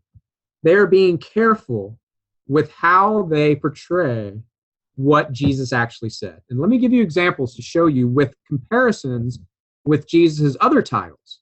This is where the Son of Man title really shines, and let me show you why. Notice that Christ, which means Messiah, same thing. Messiah is Hebrew, Christ is Greek. In the Gospels, all 4 Gospels, Jesus refers to himself as the Christ or Messiah 7 times. And I'm being generous there. If you look at those examples, they're ambiguous. You know, it's places where he says, what do you think of the Christ? Whose son is he? I mean, it's ambiguous statements about the Christ, okay? But in the New Testament, if you count how many times the books of the New Testament, the authors of the New Testament call Jesus the Christ, it's over 533 times, okay? Lord, same kind of thing. Only 5 times in the Gospels does Jesus call himself Lord, and again, it's ambiguous. It's mainly those passages dealing with Psalm 110. The Lord said to my Lord, you know, Jesus is asking that question about that. But notice in the New Testament, the writers of the New Testament call Jesus Lord over 540 times in the New Testament. Now watch this compared to the Son of Man sayings. When it comes to the Son of Man sayings, Jesus calls himself the Son of Man 81 times in the Gospels. But in the rest of the New Testament, he's only called the Son of Man 5 times. 5 times. Notice that disparity. What is going on here? Let me give you one more example, and I'll explain more. When you think of Luke and Acts, everyone agrees, scholars agree, everyone agrees that whoever wrote Luke also wrote Acts. Whether it was actually Luke or not, that's debated, of course, but the author who wrote Luke also wrote Acts. Everyone agrees on that. Now watch how the titles of Jesus are used in Luke and Acts. When it comes to the Christ or the Messiah, Jesus is only refers to himself as the Christ once, and again, it's ambiguous, in Luke chapter 20. In Acts, in the book of Acts, when after Jesus dies, rises again, and ascends into heaven, in the book of Acts, Jesus is called the Christ 24 times. Same thing with Lord. Jesus only refers to himself as Lord once, ambiguously, in Luke chapter 20. But in Acts, he's called the Lord 78 times. What's my point? You see, I hope you're seeing my point here. They're very careful here, because if they just wanted to make up that Jesus called himself Lord all the time, they could have done it. Why didn't they have Jesus in the Gospels themselves when he's walking around Galilee, going around saying, I am Lord? The Lord says this. The Lord does this. They don't do that. Jesus must not have called himself the Lord. He must not have gone around saying, I'm the Christ or the Lord. He didn't do that.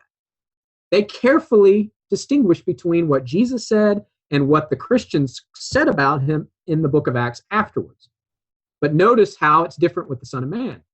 Jesus calls himself the Son of Man 25 times in Luke. But in the book of Acts, he's called the Son of Man just once. And that's by Stephen as he's being martyred. And so one scholar, Joachim Jeremias, this German scholar, says it, I think, perfectly. He says, it is remarkable that in all 4 Gospels, the title occurs exclusively on the lips of Jesus. Here, the tradition is quite consistent. The title Son of Man does not occur in any confessional formula of the early church. How did it come about that at a very early stage, the community avoided the title, the Son of Man, and did not use it in a single confession, yet at the same time, handed it down in the sayings of Jesus in the Synoptic Gospels virtually as the only title used by Jesus of himself? There can only be one answer. The title was rooted in the tradition of the sayings of Jesus right from the beginning. As a result, it was sacrosanct, and no one dared eliminate it. This was almost like it was Jesus' special title. It was his own unique title that he was going to use for himself, and nobody touched it. Nobody else used it, but yet at the same time, they made sure and kept it in the tradition, in the stories where Jesus actually taught.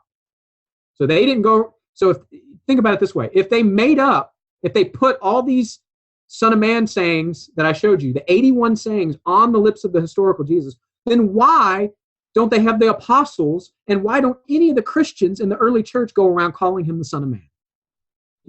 I hope you see how crazy this is, and why scholars, even more liberal scholars, will say Jesus must have been talking about the Son of Man. He must have been referring to him because of this disparity when you compare the other titles of Jesus.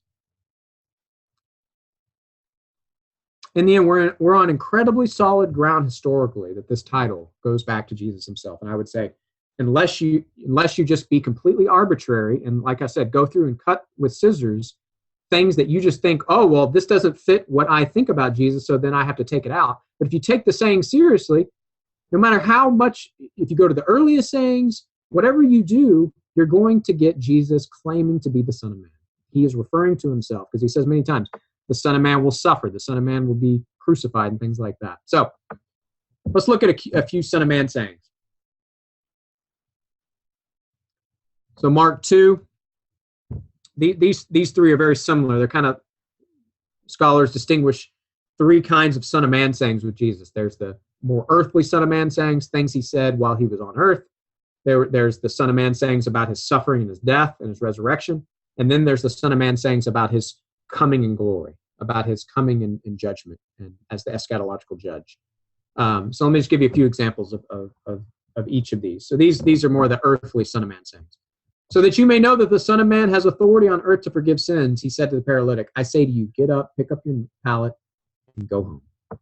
And I won't get into it, but just the divine prerogative of forgiving sins. I mean, nobody can forgive sins but God alone. They say that in the text, but it's said clearly in the book of Isaiah and other places. Only God forgives sins. But here Jesus is saying, your sins are forgiven. But he says, as the Son of Man, your sins are forgiven. And then, of course, the Son of Man is Lord even of the Sabbath. It seems like a nothing statement, but the Sabbath was one of the biggest, like circumcision, it was one of the biggest issues in Judaism at that time, and that only God has authority over the Sabbath. But here he says the Son of Man has authority over the Sabbath. And then Jesus said, the foxes have holes and the birds of the air have nests, but the Son of Man has nowhere to lay his head, showing the true opposite extreme from what we see in Daniel 7. In Daniel 7, we see the Son of Man glorified, exalted, reigning over God's kingdom and all the nations, and everyone's worshiping him. Here, the Son of Man doesn't even have a place to lay his head. He's homeless, right? And I just had to put this in here because I love it, because somebody mentioned the Jesus Seminar. So the 5 Gospels, Robert Funk, they add the Gospel of Thomas as the 5th Gospel. And the Jesus Seminar, if you're not familiar with them, these scholars got together and they decided by colored beads which sayings of Jesus were legitimate and which were just made up by the gospel writers. And in the end, they only accept about 18% of all the sayings of Jesus in the Gospels. They only accept 18% as said by Jesus. And just so you know, these two bottom ones, they accept as authentic. These two, right? Mark 2:28, Matthew 8:20. They accept these as authentic to Jesus. And here's their little commentary on it, which I thought was really good, actually. It says, if Jesus is referring to himself, as some scholars think, the saying suggests that Jesus is homeless, a wanderer without permanent address. His disciples may have imitated him in this regard. The contrast is thus between the animals of the field and the birds of the skies, which have their dens and nests on the one hand, and the human vagabonds of Jesus' type on the other. Jesus' lifestyle places him below the animals and therefore at even greater remove from ordinary civilized persons who have permanent homes. Jesus warns a prospective follower that discipleship entails a homeless existence. The 2 sayings preserved by Matthew were accorded strong red and pink votes. I just really like that. Jesus warns a prospective follower that discipleship entails a homeless existence. Maybe Creflo Dollar needs to listen to the Jesus Seminar, or at least even better, listen to what Jesus actually said. But the sayings of the Son of Man, suffering and dying, he talks about how the Son of Man must suffer many things and be rejected and be killed and on the 3rd day rise again. You can imagine how this is why the disciples were so confused, right? I mean, if they had the idea of this Son of Man figure floating in their mind, to talk about the Son of Man figure suffering and dying and rising again, I mean, this would have been just, gobbledygook. I mean, how would they have understood this? Because this is unique. There was no discussion of the Son of Man dying and suffering and rising again. This is absolutely unique to the sayings of Jesus. And again, whoever is ashamed of me and my words in this adulterous and sinful generation, the Son of Man will also be ashamed of him when he comes in the glory of his Father and with the holy angels. This is a very important one. For even the Son of Man did not come to be served, but to serve and to give his life as a ransom for many. Most scholars think that Jesus is here, especially if he said this, he is equating not equating, but he is uniting in his person the Son of Man figure from Daniel 7 and the servant of Yahweh from Isaiah 40 through 55, Isaiah 53 primarily. Because in both the first part and the second part allude to those passages. Notice the Son of Man did not come to be served, but to serve. Remember the passage in Daniel 7. Remember what it said? All nations, all peoples will worship and serve him. But yet here he says, I've come not to be served, but to serve. And then he says to give his life as a ransom for many. And see, that then takes the suffering servant who dies for the sins of Israel in Isaiah 53. And so here you have the Son of Man who's in glory, who sits on God's throne, who rules over God's kingdom, and the suffering servant united in this man Jesus. He's going to fulfill both of them in his ministry.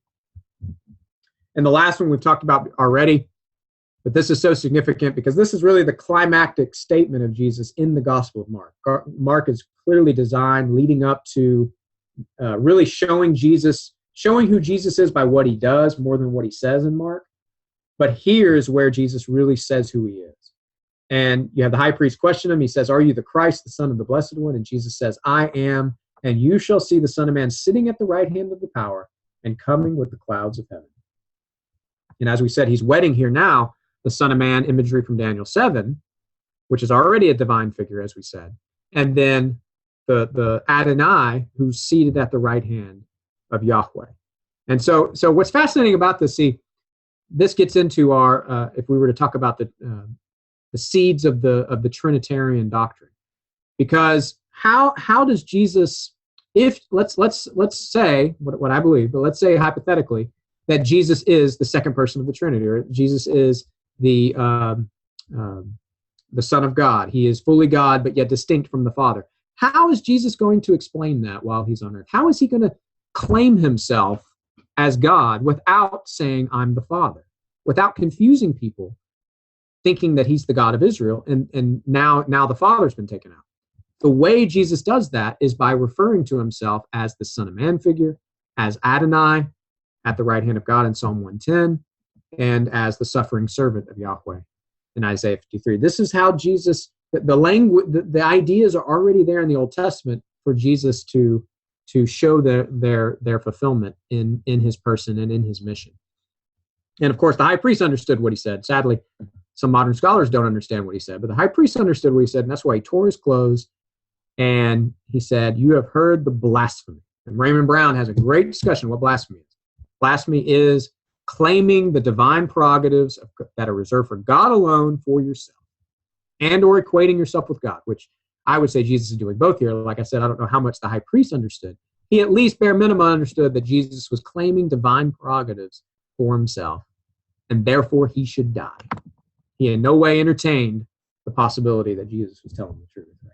He didn't take time to think about that option. As N.T. Wright says, Caiaphas' court has become part of the evil force which is oppressing the true Israel, and which will be overthrown when Yahweh vindicates his people. Caiaphas the high priest has become the new Antiochus Epiphanes, the great tyrant oppressing Yahweh's people. The Sanhedrin was playing the fourth beast to Jesus' Son of Man. The courtroom is turned inside out. The prisoner becomes the judge, the condemned criminal. Now I won't read it all, but basically this is Raymond Brown, again, one of the top scholars, but very liberal in a lot of ways, but yet he says, Jesus here in Mark 14:61, there might be coloring by the author, expansion, different things, but Jesus here did make this claim. He did claim to be the Son of Man. And I think that's something I'd want to say, is that whether it's in John where Jesus says, before Abraham was, I am, or he says in Mark 14, you shall see the Son of Man sitting at the right hand of God and coming with the clouds of heaven. In both cases, he's making the same claim, just with different Old Testament language. And John is more emphasizing, as I said, I think Matthew, Mark, and Luke are more wanting to show you who Jesus was and get that rise out of you, like with Neusner. Who do you think you are, God? But John is just coming out like he does at the beginning of the book and just saying, he's God. In the beginning was the Word was with God, and the Word was God. But in the synoptics, they're doing it more artistically, more going from earth up, and rather than from heaven down, as John is doing. And just I'll close with this great text. So you have the Son of Man sayings from earth, you have the Son of Man sayings of suffering, death, and resurrection, and then you have the Son of Man sayings of coming in glory. And so Revelation capitalizes on that. Look, he is coming with the clouds, and every eye will see him, even those who pierced him. And all the peoples of the earth will mourn because of him. So shall it be. Amen. That's what I had. So we can, let's go back to questions now, if there are any. Great. You can stop sharing your screen if you want to, Justin. Okay. Great. Okay, so this is back to the interactive portion of the program. If anyone wants to ask Justin a question about what they've heard over the course of this webinar session, you can raise your hand, or you can submit questions via the Q&A box, and I will read them to Justin in due course. Let me just look at the question box real quick while we're waiting for people to raise hands and interact. So Brian Marcus asked, Ezekiel is often referred to the Son of Man. How is it different from the Son of Man when it is referred to Jesus? In Hebrew and Greek, is there two different words, one to refer to Jesus and another to human beings? That's a great question. Yeah, so Ezekiel, unlike, so if people don't know, Daniel is fascinating because the book of Daniel, the author of Daniel wrote the first chapter up to chapter 2, verse 4 in Hebrew, and then he started writing in Aramaic all the way to the end of chapter 7, and then he wrote in Hebrew the rest of the book. And there's all kinds of ideas of why he did that. I think it's to distinguish between his discussion of Israel and the nations and the Gentiles. But Daniel 7 happens to fall in our Aramaic portion of the book of Daniel. So in Aramaic, you have, like I said, it's one like a bar anash. You don't have bar anashah in Daniel because it's, as I said, it's not even really a title there. In Daniel 7, it's not a title. In Daniel 7, it's Daniel seeing in the vision this human-like figure. And so he says, he looks like a human being. That's basically what he's saying. He's one like a son of man. But then that figure, that one like a son of man figure, becomes a title, at least by First Enoch, because in First Enoch, it's being referred to back as the Son of Man. And then in the New Testament, on the lips of Jesus, is clearly the Son of Man. Now in Ezekiel, it's in Hebrew, and in Ezekiel, it's Ben Adam. So remember, Adam in Hebrew means man or mankind, right? And so when God says to Ezekiel, he says it about 30-something times in Ezekiel, Ben Adam. He's saying, oh, son of man. He's basically saying, you human being. So see, so the phrase son of man in a generic way just means a man, just means a human being. It only means this divine figure because of the descriptions that I gave, the attributes I talked about, flying on the clouds and being worshipped, this particular figure in Daniel 7. And so you also have the Son of Man mentioned in Psalm 8. What do you care for man that you do all this for him? The Son of Man. Remember, so it's parallel with man there. And that's all it means. It just means it just means mankind or human. And so in Ezekiel, yeah, there's no, for one, Ezekiel is before Daniel. And so it's not in any way referring to this divine figure in Daniel. Great. Stokey Jed asked, recently heard someone say they read a Jewish scholar who said it's sons of man, plural, and refers to Israel. Hearsay, I know, but that aside, as I can't give a reference, but could be plural no matter who it refers to. Could it be plural no matter who it refers to? So he's asking, could the Son of Man be a plural reference? Yeah, actually, yes. You don't have Son of Man in the plural in any of these texts we're talking about, but it is true that we do have places, even I think some in the gospel, there's a few places in the gospel where it'll refer to sons of men. And again, it's that generic statement. It's like sons of men meaning mankind, meaning people. So that's all that means. So what stands out, see, and it's harder to know it without seeing it in the original language, but the phrase that's used 81 times on the lips of Jesus in the four Gospels is unique. Even those other places where Son of Man occurs, whether it be in Daniel, whether it be in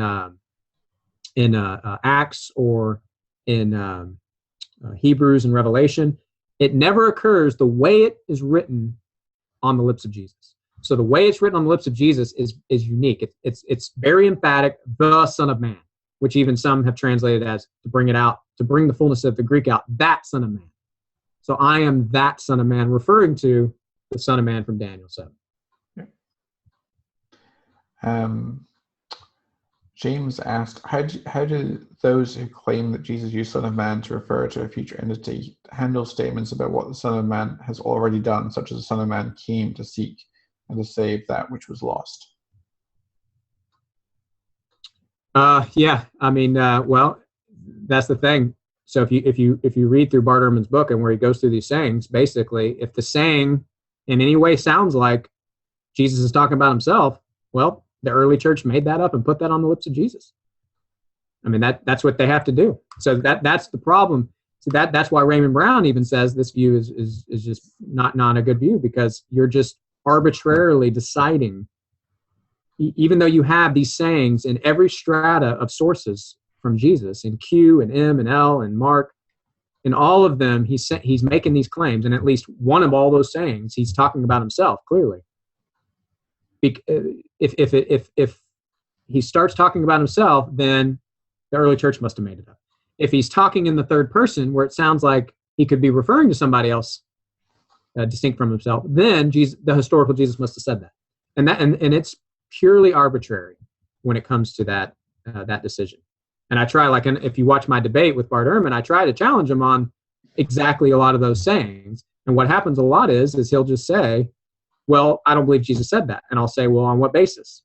And I mean, there's no criteria other than it doesn't fit with his already preconceived decision that the historical Jesus didn't claim to be the Son of Man. So therefore, any saying that has the Jesus saying he's the Son of Man must be invented by the early church and put on his lips. Find that a lot in the Muslim apologetics community as well. Well, we don't believe Jesus said that if it's inconvenient, but if it's something that comports with Islam, then oh yes, Jesus of course said that, without any real methodology as to how you select the authentic sayings. We have a question from Garrett, who says, it seems strange to me that we do not see any pre-Christian Jewish sources linking the Son of Man to some kind of an incarnation. The Son of Man seems so naturally to lend itself to the concept of an incarnation, and there were conceptions about the angel of the Lord and the Logos as an incarnation. Is there no discussion of the linkage pre-Christian? It seems like Jewish was innovative in this regards. Yeah, I agree. I mean, I think, like I said, I think you had the Son of Man figure contemporary with Christianity and before as this power, king, whatever you want to call him, in heaven, in glory. But the idea that he is a man, like a human, like coming to earth as a human, or suffering or dying or any type of humiliation of the Son of Man is, as far as I can see, completely unique to what the New Testament is saying about the Son of Man figure. You don't have it. You don't have that anywhere else. Great. Josh asked a question which I think you've already addressed, but he said, what do you say to people, perhaps New Testament scholars from North Carolina, who deny the originality of this saying? Say that again? I missed. Yes. What do you say to people, perhaps New Testament scholars from North Carolina, who deny the originality of this saying? I think you've already addressed that. But yeah, they would deny the originality of this. The originality that. Okay. Yeah, I would say, well, where the originality from Daniel or from Jesus? I think he's talking about Jesus. Yeah, because you're talking about Jesus. I mean, who else? What other human being ever claimed to be the Son of Man? even up to this present day. I mean, you do have people claiming to be the Messiah throughout history, but I don't know of anybody who ever claimed to be the Son of Man other than Jesus of Nazareth. Even purported to have claimed to be the Son of Man, right? Because, like I said, you have all those writings, these Jewish writings in Second Temple Judaism do exalt, and sometimes in a divine way, I would even say, figures like Abraham and Moses and things. But again, it's figures that lived. They're like patriarchs, people who lived hundreds and hundreds, thousands, sometimes years before them. So with Jesus, that's what's unique about Jesus is here's a man that lived at their time that's making these claims, right? I mean that's what's different. That's as original as it can get. I mean, unless you can find me somebody who claimed to be the Son of Man, even someone who said they claimed to be the Son of Man, and then I would agree it wasn't original. Okay, Brian has a question. Go ahead, Brian. Hi, Justin. Hey, Brian. It seems that in the Gospels, a lot of them refer to the Messiah as the son of David. Yes. And Jesus didn't deny that. So we have the issue of Jesus referring to himself as the Son of Man, people calling him the Son of David. We have also referenced the Son of God. And then we also understand that he's the seed of Abraham, he's the seed of David. So in coming up with the Christology of who Jesus is, shouldn't one take all of that into account? That's the one thing. And the second thing is, isn't the Son of Man a reference that he's not just the Messiah for the Jews, he's the Messiah or the Savior for all of mankind? Yeah, great points. And I completely agree. I would want to take all those statements. And so for example, the Son of David idea, you have that as early as Paul's letters. You have that at the beginning of Romans. He is, as to his human nature, he is of the seed of David. As to the spirit of holiness, he is the Son of God. So I think these are different Jewish ways of referring to, as far as the early Christians, of how they're just telling us who Jesus is. And that's why I think we have to come to the conclusion that he was fully human. He was a descendant of David, a descendant of Abraham.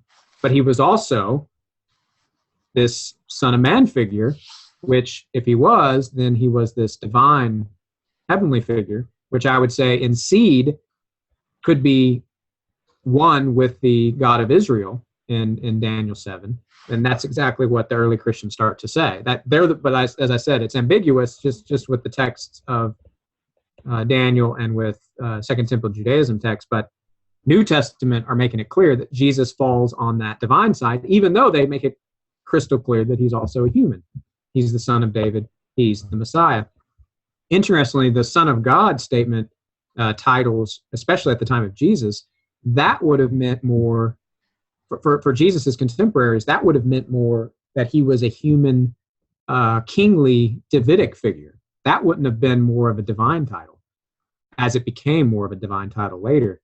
Son of Man, like I said, doesn't really mean that he's human. It more means that he's this divine figure that was floating around in Judaism from Daniel 7 and 1 Enoch. So interestingly, throughout church history, most of the time, Son of God means he's God, and Son of Man means he's human, but it's the opposite in the first century. In the context of Jesus' own ministry, if someone talked about the Son of Man, they would have thought divine. If someone talked about the Son of God, they would have thought the Son of David, the one who's to come, the Psalm 2, the one who would come and fulfill Psalm 2. You are my son, today I become your father. That just means he's the King of Israel. So, and the second part I forgot already, but I was going to comment on that. What was the second point you made? The second point that the Son of God, vis-a-vis the Son of Man, no, rather the Son of David, pointing to Jesus being the Messiah for the Jews. Yeah. Savior of the Jews. And the Son of Man, as in Luke chapter 3, implying that Jesus is actually the Savior of humankind. Yes, of all of definitely. Humankind. No, I completely agree. And I think that's already there in the promises, the covenants of Abraham. Remember, through his seed, all nations, not just Israel, all nations will be blessed. And when you go to the book of Isaiah, probably that's why Paul and the early Christians quote Isaiah more than just about any other book other than the Psalms. And it's because Isaiah is dealing with the Gentiles and the other nations and how God is going to reach out his arm. He's going to pull out his arm. He's going to reach out his forearm and save all mankind. All nations are going to be saved, not just Israel. And so that is one of the things that a lot of the Jewish leadership at the time of Jesus had a problem with is that Jesus, he was the Messiah. He was claiming to be the Messiah, but he wasn't just their Messiah. He was the Messiah for the whole world. So, very good. Just to add to that, Isaiah 49 says, "Is it too small a thing for you to restore the tribes of Jacob? I will also make you a light to the Gentiles." That's right. And we see that Jesus doesn't set up his head office in Jerusalem, but in Capernaum, which is Galilee of the Gentiles. So this concept of the Son of Man being one for all of mankind is something that really stands out strongly for me in the New Testament. And I would even just to add, I've shared the screen to go off your point. You go back to the Daniel 7 passage. Notice, what does it say about the Son of Man? All the peoples, nations, and men of every language might serve him. So, yeah, the Son of Man, even in the Jewish text. I mean, it's a Jewish origin, Jewish text, Jewish, man, Daniel, all that. But the promises reach far beyond Israel. They reach to the ends of the earth. Right. And that's also an additional reason not to take it as referring to the nation of Israel. Okay? Yeah, I'm just reading things here. Okay. Because how can all nations serve a nation? That's right. Individual. Yeah. And as Brian mentioned, Isaiah 49.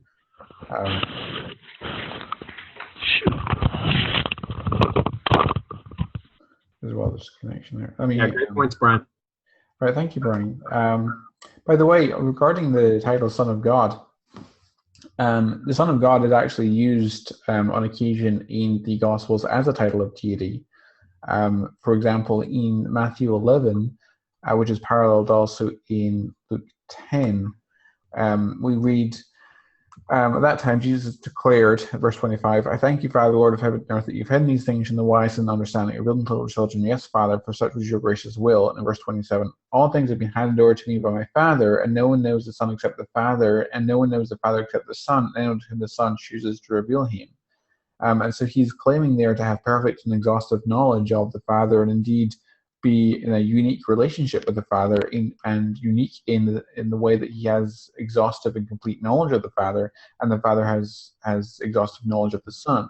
I don't know how he can possibly claim that if the Son of God is not a divine title, at least in that context. No, I completely agree. I completely agree. I think there's tons of places, like in Paul, where Son of God for them definitely means deity.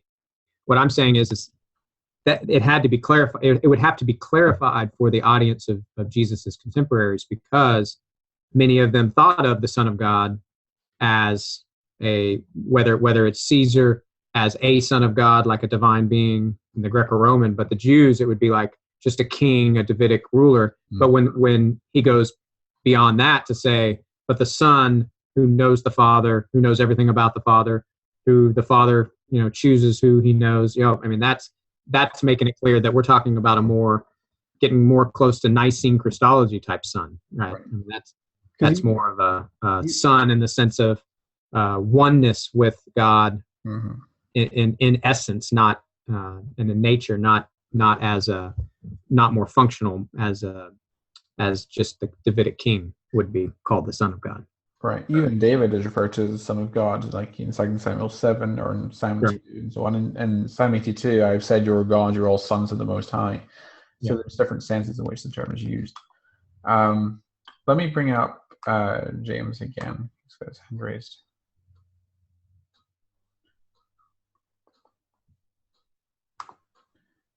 Welcome back. Thanks. Do you have comments, James? I typed it in. Oh, okay. Yeah, you're as well. There were a couple. Okay, let me read what you typed in. Do you want me to read what you typed in, or do you want to express it here? You can go ahead. Oh, okay. It's not up on my screen. I was listening to what I just followed. Okay. I think one of my questions. Okay, I'll take it. One of my questions was in Luke 11:49, when Jesus is talking about God, is he talking about himself, or is that just a weird syntax glitch where it means more something like of God and his wisdom? Jeremiah, I mentioned, it said that the Son of Man is almost the only title that is used, but what about those references to wisdom? And if those references to wisdom are references to Jesus, then can you provide any handles to,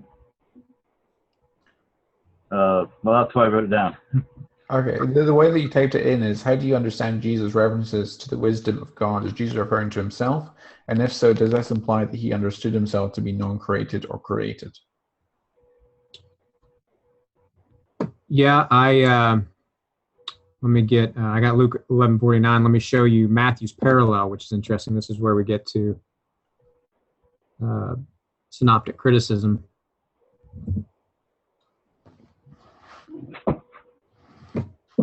If you look at, I think it's in Matthew 23, maybe it's the parallel.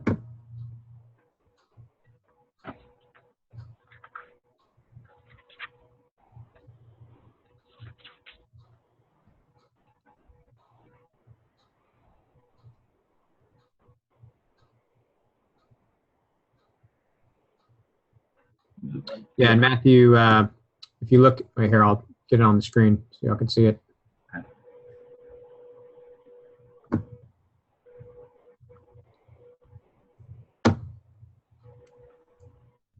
If you look at there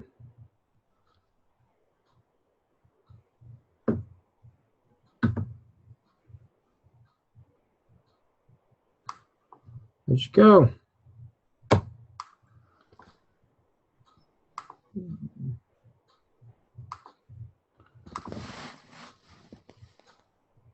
There it is. So you look at, so this would be a Q saying. And so in Luke, it has, for this reason also the wisdom of God said, I will send to them prophets and apostles, and some of them they will kill, and some they will persecute. Matthew has, therefore I am sending you prophets and wise men. So Matthew has Jesus speaking as the wisdom of God. Luke has Jesus quoting the wisdom of God. So wisdom is interesting because I do think, I wouldn't say, I think the reason why John doesn't say Sophia or wisdom was made flesh is because Sophia is in the feminine.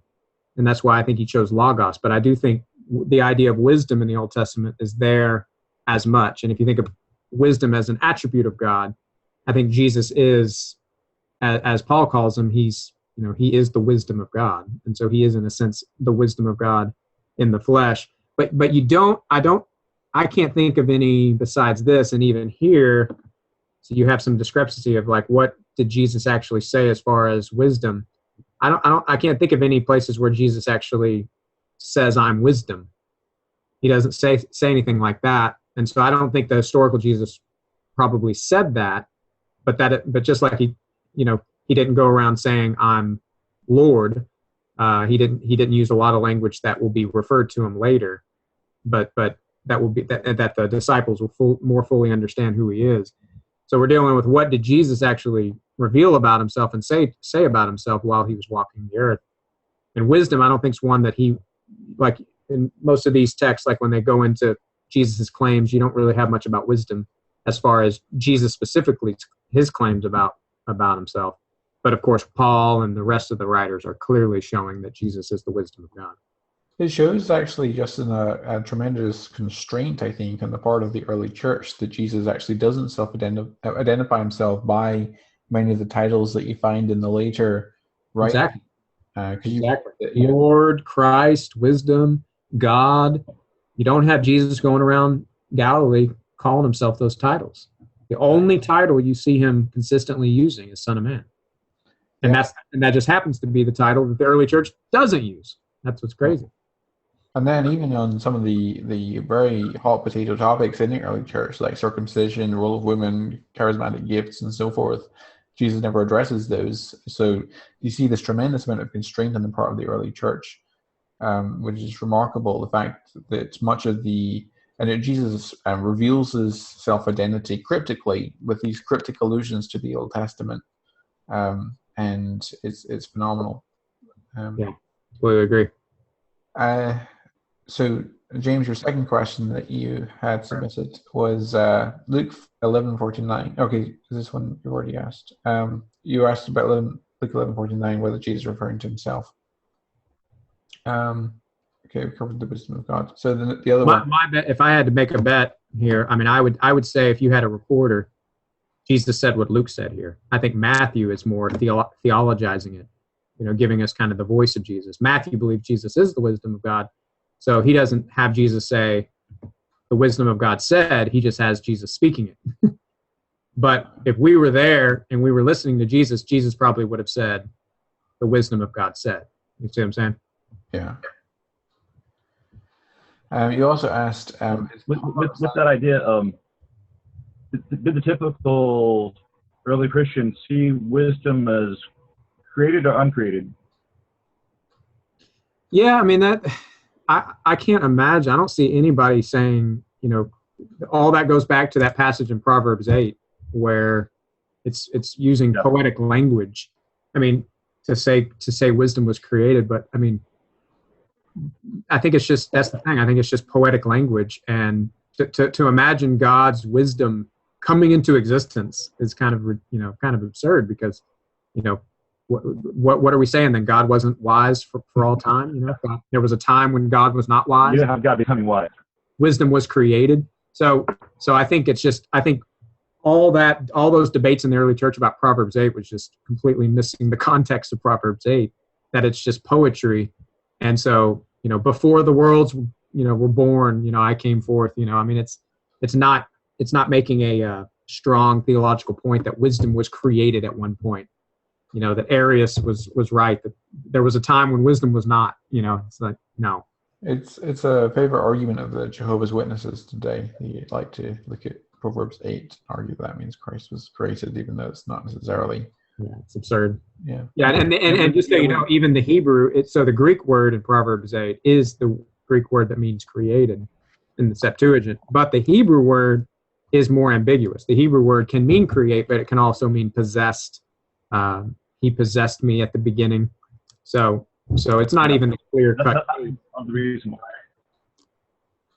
might be part of the reason why I think Origen struggled with that, because he was in the mix with the Septuagint there. But do you have any handles that you could go to how would you, if somebody would ask, how can I put together these concepts of the word and the wisdom? Have any suggestions on how to show them that these two things blend together, that they dovetail, so to speak? I mean, I would show passages from John. John is the only one who really exploits Logos and how Jesus is the Logos, working off of the Old Testament idea of Devar, of the Word of God, being active and an agent of God, but also the Greek idea of Logos being kind of the what brings harmony to the universe and rationality and logic. And then I'd go to Paul and look how Paul uses Sophia, and how he, like in 1 Corinthians 1:30, how he calls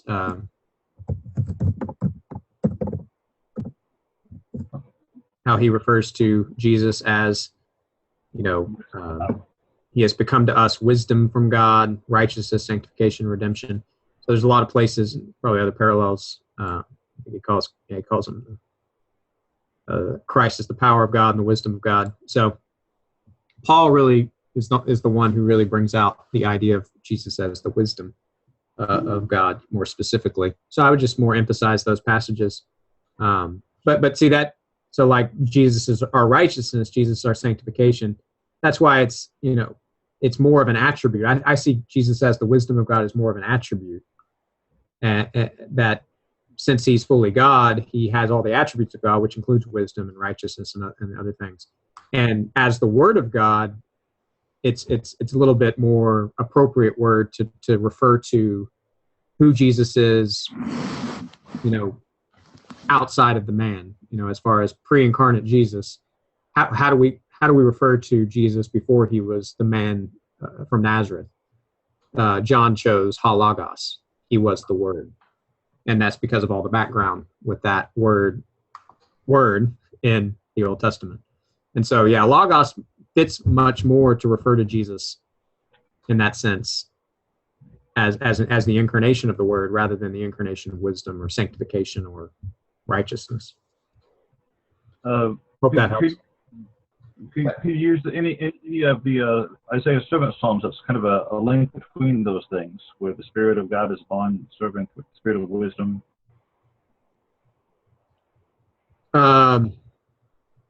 Say that again. What about that?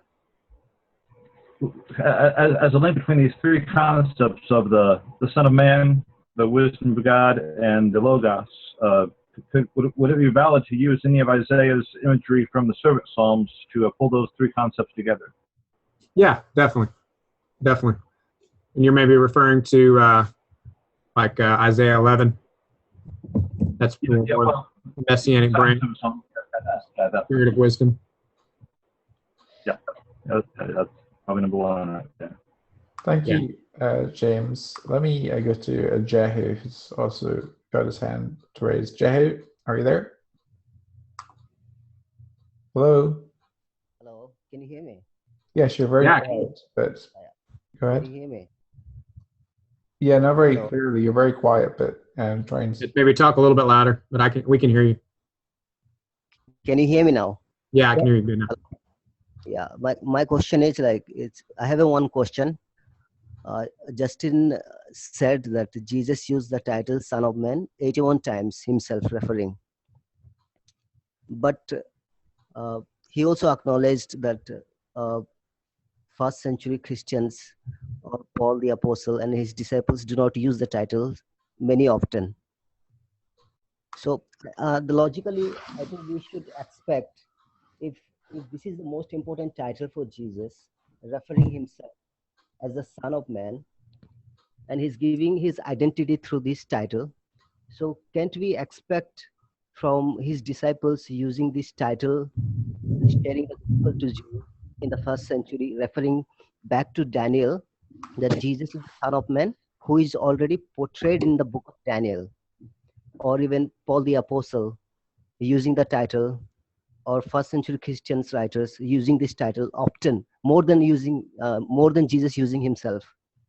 So my question is, we should expect Christian writers using this title more often. So why don't we see this if it is the most important title for Jesus? So it's a great point, and I think exactly what you said there at the end is a clue to the idea. I think this is a little bit shrouded in mystery. I'm shocked that the early church has Jesus call himself the Son of Man in the Gospels 81 times, and yet they call Jesus the Son of Man only a few times. And even in the early church, even if you go into the early church fathers and you move through, this is not a title that they're using much there either. And in fact, when they do use it, they always use it wrong. You see the early church from the very beginning, outside the New Testament, they don't understand what the Son of Man means, and it's because most of them are Gentile. And so when they say that, when they talk about Jesus as the Son of Man or quote him as the Son of Man, they talk about his humanity, that this means that he's fully human. They used it in the more hypostatic union type idea. Son of God, he's fully God. Son of Man means he's human. See, they completely miss all the Danielic imagery. And so my guess on this, well, one, I want to make the point that Paul, scholars in some of those books I was showing you, Paul does refer to the Son of Man figure. The reason why you don't see the phrase "the Son of Man" in Paul is because, again, this is a unique way the gospel writers were translating Jesus's Aramaic title, Bar Anashah, into Greek. So because they did it doesn't mean everybody's going to translate Jesus's phrase the same way. And most agree that what Paul is doing, for example, I'll show you. I think it's like 1 Corinthians 15. When Paul compares Jesus with Adam in 1 Corinthians 15, he says, so it is written, the first man, Adam, became a living soul. The last Adam became a life-giving spirit. However, the spiritual man is not the first, but the natural, then the spiritual. And then notice he says, the first man is from the earth, earthy. The second man, look at that, is from heaven. Now, what's in Paul's mind when he says the second man is from heaven? You know, this is close to incarnation language for Paul. And if you look at 1 Thessalonians 4, what's the imagery Paul uses for the second coming of Jesus? Notice he will, the Lord himself will descend from heaven with a shout. And did I miss it? No, it's I think over here. Where does it say? Yeah, caught it. There it is. Then we who are alive and remain will be caught up together with them in the clouds to meet the Lord in the air. So Paul uses this language of Jesus coming with the clouds and with angels throughout his letters, and the fact that he calls Jesus the man. So in Greek for Paul, the way he seems to be using the same idea that Jesus was the Son of Man from Daniel is he calls him the man or the second man from heaven. And so Paul seems to be alluding to that same idea from Daniel 7. That part didn't he didn't miss that at all. So he's using the same thing. He's just not using the language that the gospel writers use after Paul, because remember the gospels were written after Paul. And so they come in and they decide that the best phrase to translate Jesus's self-referential title is the Son of Man. And also keep in mind, Paul is not quoting Jesus, not telling stories of Jesus. Remember, Paul's more teaching theology. So if Paul told a story of Jesus, maybe he would have used the Son of Man if he was telling a story of Jesus and quoting Jesus himself. But Paul isn't doing that. So those are some things to think about.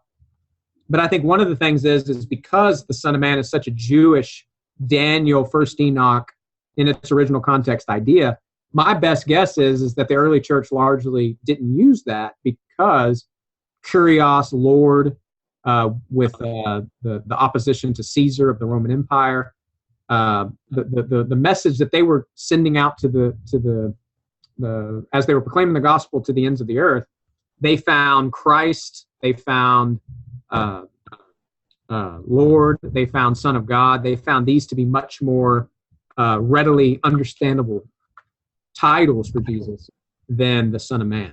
But that's really just more of a guess. I'm surprised that we don't see the title used more, especially like even in the later letters and later books of the New Testament. Okay, thank you, Justin. Great question. Yeah, thank you so much. James is wanting us to note that 1 Corinthians 15:47 is a textual variant. Are you aware of that, Justin? Not the second man is from heaven, is it? I'm not aware. I'm not sure. I don't know. Perhaps. There's a variant in 49. Yeah, I could check it right now. I have Metzger.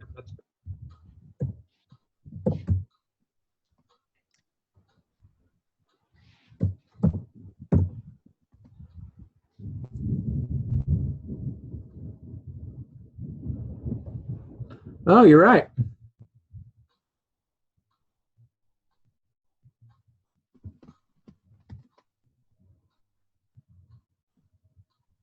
Okay, but yeah, there is a variant there, but it looks like somebody put, instead of man here, they put Lord.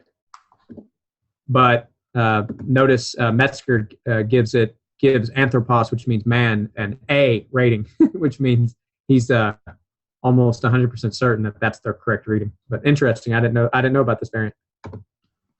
Yeah. James is saying, look at P46, Early's manuscript. Yeah, he says, yeah, the singular reading.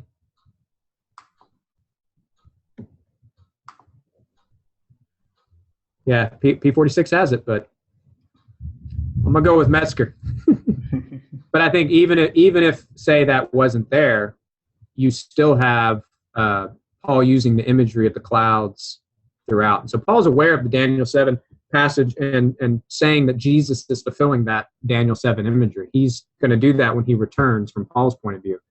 But again, I think the reasons I laid out before is the reason why you never see the Son of Man in Paul is the same reason why you don't see the Son of Man in the other letters, is because Paul's not narrating the stories of Jesus. Anyone who's narrating the stories of Jesus, we find when they're quoting Jesus, they are saying the Son of Man. Right. Sharon is asking, hi, as far as we are aware, is there an exception in the Greek manuscripts to Jesus using the definite article when referring to himself? We don't have one. Yeah, in all the places where Jesus refers to himself, it's the Son of Man. Ha huios, ha anthropos, the Greek, but it's the Son of Man in all the places. No exceptions. Brian Marion draws our attention to Matthew 16:16, where we read, "You are the Christ, the Son of the living God." Clearly here, Son of Man in context is a divine title. Say Matthew 16, but what's the question about Matthew 16? He says clearly here, Son of God in context is a divine title. So as we were saying earlier, Son of God can sometimes be used as a divine title, but is not always used that way. Definitely. Yeah, as I was saying, this is where I talk a lot about the system of verba, the very words of Jesus, and the voice of Jesus. So bringing out more fully what the voice of Jesus would be, the gospel writers bringing out more fully what Jesus meant by what he actually said. And so here's, I think, a good example in Matthew 16, because if you look at the parallels in Mark, which Matthew was using, in Mark, he just says, "You are the Christ." And so if we were there, I think the verba of Jesus is "You are the verba there is "You are the Christ," but Matthew's bringing out Jesus by being the Christ is also the Son of the living God, which is a divine title. Right. Well, there's no hands currently raised, and there's nothing in the Q&A box. Anyone else have any further questions or comments on anything that we've been discussing this evening or this afternoon, depending on where you are in the world? If you have any comments or questions, you can raise your hand, and we will promote you to be co-panelists, or you can submit the Q&A box, and we'll read out your question. I was hoping that yes, no might have something to say, but we haven't had any dissenting comments so far today. Yeah, you've been too nice. Where's people trying to trip me up? We do actually have a hand raised. We have a hand raised from James again. Let me bring him up.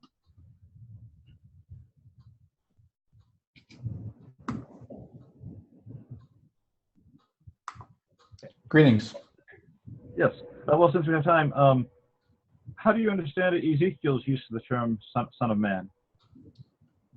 Yeah, I said earlier, I think, so in Ezekiel, it's the Hebrew Ben Adam, and I think it's clearly just a statement of humanity. So without, I mean, even in Daniel, if you didn't have all the statements of flying on the clouds, being worshipped, being king over the kingdom, I would just see it as, it just means a man. It just means a human being. It's only because of those extra attributes and titles that make it more than just a human being. So in Ezekiel, I think it's just God saying, "Hey, you man, you human being," is all he's saying when he says, "Oh, son of man." Okay. I just want to wrap up that loose end there. Yeah, great. Thanks for all your great questions, man.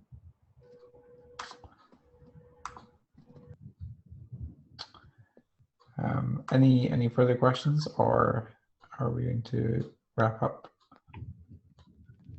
Give people another few minutes to raise their hand if anyone has any last questions that they want to raise. How are you doing for time, Justin? I'm good. If we're out of questions, I get it.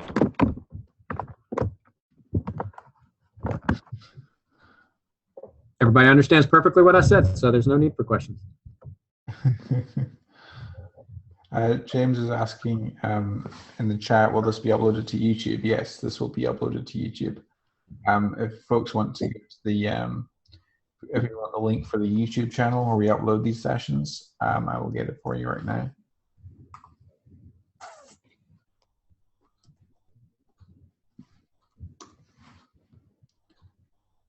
These sessions are proving to be quite popular on YouTube. It's great. The Matt Dillahunty one has gone wild. Got 12,530 views on my channel and about 40,000 views on Matt's channel for it. So it's great. And folks, here is the link for the YouTube channel where you can see some of the past sessions. We record them every week, provided the speaker gives us permission to record, which is normally. And yeah, we've got a lot of viewers there. We have 405 subscribers on the YouTube channel so far. So be sure to subscribe, and you'll be kept up to date with past sessions if you miss any. And if you want to be kept up to date on our upcoming sessions, we have the URL where you can find out about upcoming sessions is this link here, apologetics-academy.org/online-training. And we also have a service for Christians who are struggling and wrestling with intellectual doubts about the Christian faith, which you can find at the following link, where you can submit a form, and I will set up a small private meeting to discuss your areas of doubt. There's the link there.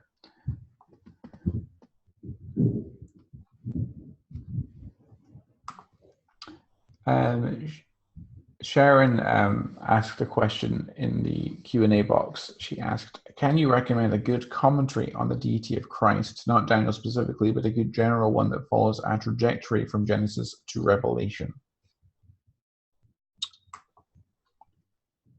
That's a good question. You say a good book or a good comment? Say it again. She was asking for a good commentary. A good commentary. You would really just need to get a good commentary on a particular book that has key passages that deal with the deity of Christ. So solid commentaries like on Philippians for the hymn in Philippians 2, or commentaries on like the Gospel of Mark for the passage in Mark 14 that we discussed, or the Gospel of John. Of course, Raymond Brown's commentary on the Gospel of John is great. On the Gospel of Mark, you have a ton of good ones. Let's see.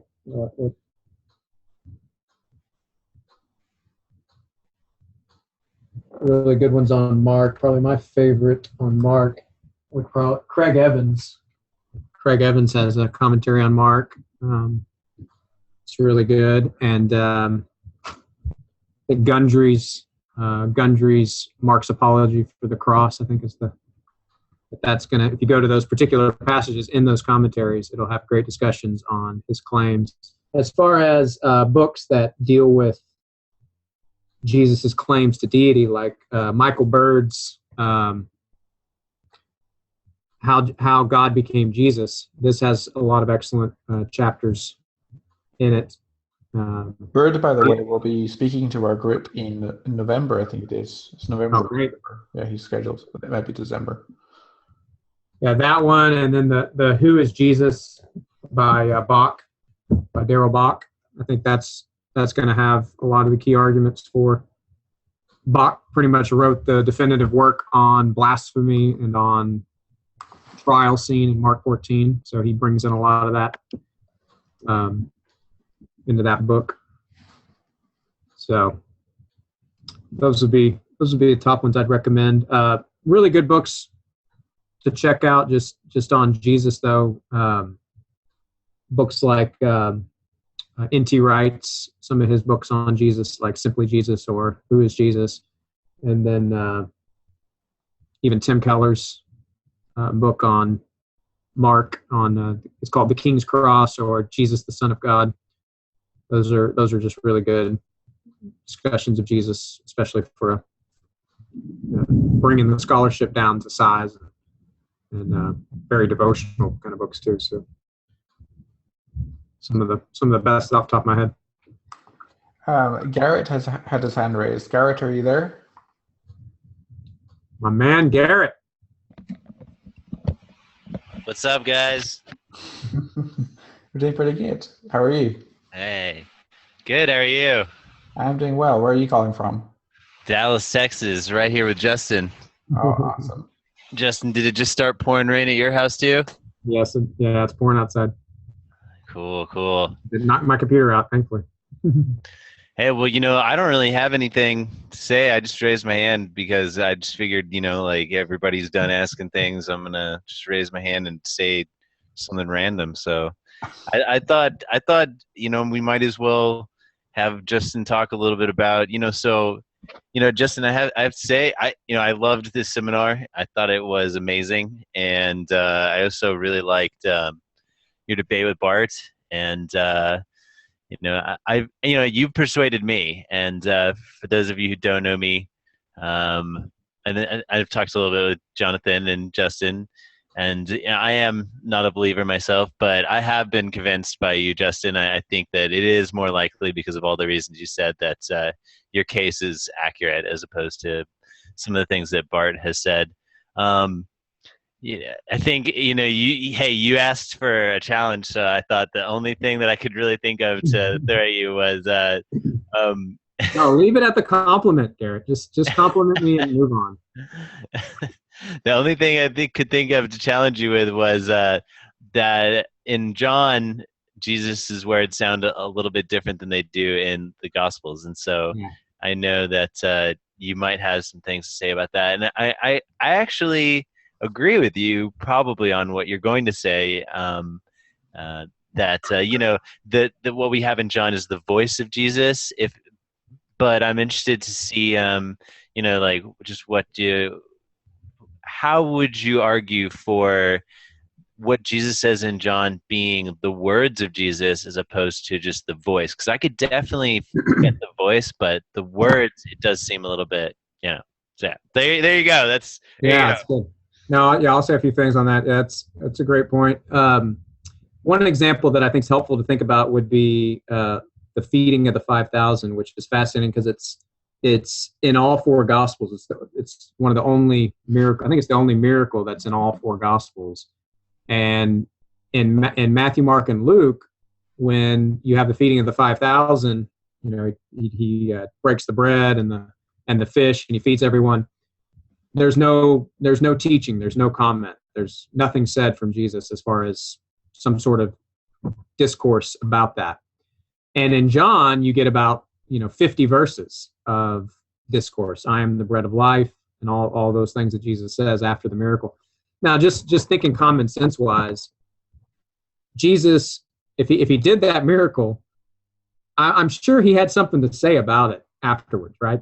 I mean, it just makes sense to me that if Jesus were to do a miracle like that with all of them out there and they're listening to his teaching, I mean, he probably said a lot of things about that. Now, John then is, I think, giving us, more on the voice side of Jesus, because I think it's cloaked in more Johannine language as throughout the gospel. But I think we're getting an idea of the kinds of things Jesus probably said. Now, how much of that he said that's, if we had a voice recorder, would he have said exactly the same every word? Well, definitely not. For one, John is writing in Greek. Jesus spoke in Aramaic. So you already have all these, translation issues. But I do think Jesus must have been saying something that had, Eucharistic type language, like, something about how he's comparing himself to the bread, how his blood is being compared to the wine, something about, he must have been saying some shocking things, eat my flesh, drink my blood. What exactly did he say? I think we're given the truth in John. I think we're given what, Jesus in heaven would not disagree with anything John said, but I do think we're given more the voice of John. But I think that's an example where we have in the synoptics, we don't have we just have the story and we have the miracle. But in John, we're given this kind of exposition about it. And I think John is okay with expanding on the words of Jesus because he believes he's led by the Paraclete. He's led by the Holy Spirit in saying these things. That's a beautiful answer. That makes a lot of sense. Yeah, that's what I would say. I mean, so you're basically just saying, like, it's another source. I mean, why wouldn't it have been accurate? I mean, maybe, Yeah, and I think there's no doubt. I think especially so one of the evidences that we have more of the voice is because, like even in John 3:16, for God so loved the world, he gave his only son. The question is whether is Jesus saying that as he's speaking to Nicodemus, or has now the author John shifted and now he's writing this as kind of an exposition of what Jesus has said to Nicodemus. John's language and Jesus's language is very similar, and so that's where you get the idea that you have more of the voice of Jesus because John's language is very similar. But did Jesus have this discussion with Nicodemus? Did he challenge him to be born again in some sense? Did he have this kind of debate? I think for sure. I mean, I think one way to prove it, like you said, the way I would want to go about proving it, if we could change the scholarship trajectory, would be to show that John is an eyewitness. Richard Bauckham goes the way of saying that the author of John is not John the disciple, the son of Zebedee, but is another eyewitness that was there, that was a disciple of Jesus, but wasn't one of the 12. I mean, that's one way to go, and he's gotten a little bit of traction with that. But I mean, I think the early church testimony that's unanimous that it's John, the son of Zebedee. I mean, I think I can trust that, and I think there's good reasons to trust that. By the way, regarding the authorship of John's Gospel, it's interesting that the authorship of John's Gospel is attested by Irenaeus in particular. And Irenaeus, of course, was self-confessedly a disciple of Polycarp of Smyrna. And according to what Irenaeus tells us, Polycarp of Smyrna was a direct disciple of John the Apostle himself. And so you have this unbroken chain of custody, if you will. Yeah. And also, it's interesting that Irenaeus tells us specifically that John's Gospel was composed while John was resident at Ephesus. Ephesus is very close to Smyrna geographically in Asia Minor, which is where Polycarp is from. So Irenaeus, of all people, is in a likely position to have known that John the Apostle was the author of that Gospel. Secondly, and moreover, you have Polycarp quoting from the epistles of John, and in his only surviving epistle, his epistle to the church at Philippi, he quotes from the epistles of John, which is interesting because you would think that if you're handing epistles with forgeries, Polycarp of all people should have known about it. Yeah. And then there's strong literary and thematic parallels between John's epistles and John's Gospel, suggesting strongly a commonality of authorship. And so the external evidence actually confirms the internal evidence of John's Gospel, because you would think that a forger writing John's Gospel and trying to pass it off as John the Apostle would have been far more emphatic and explicit about self-identifying as the author, rather than just self-identifying cryptically as the disciple whom Jesus loved. And so the internal and external evidence coming together seems to suggest that John the Apostle is the most likely candidate for authorship of that gospel.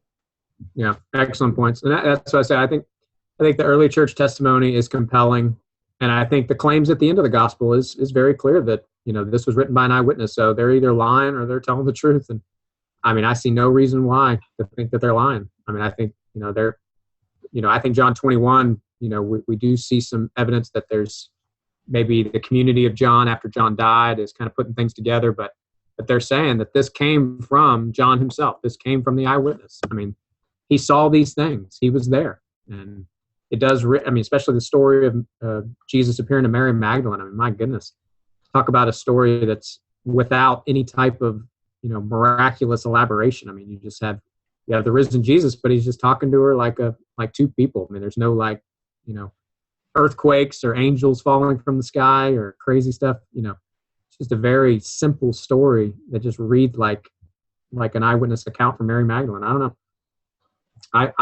I see no reason why not to trust it. But sadly, we can't use it because, it's just as much in debate settings because many scholars just don't accept it as trustworthy. Is that all from you, Garrett, or do you have any other comments or questions? No, I thought that was a great answer. Great. Okay. We have 2 hands raised currently. Let me go to Good to see you, Garrett. Okay. Let me go to Brian Marion from South Africa again.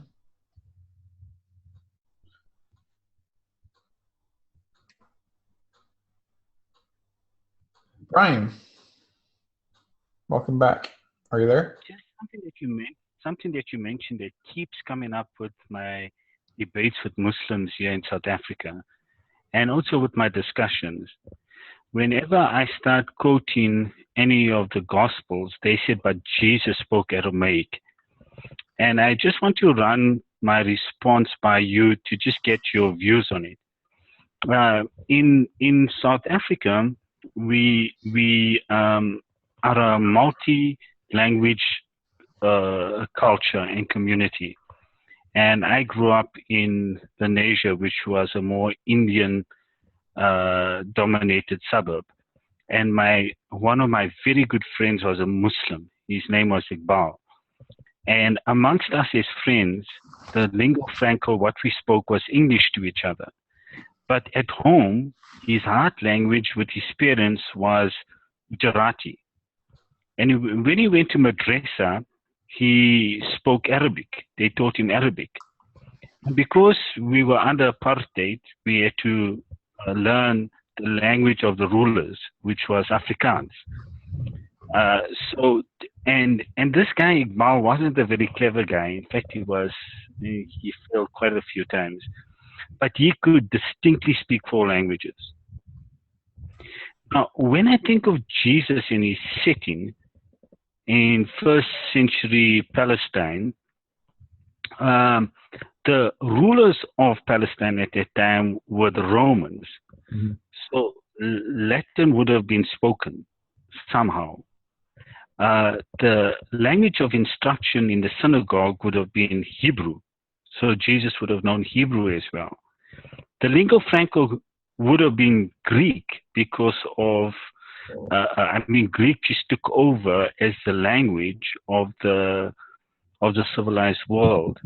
And then the heart language would have been Aramaic. That's what they were speaking.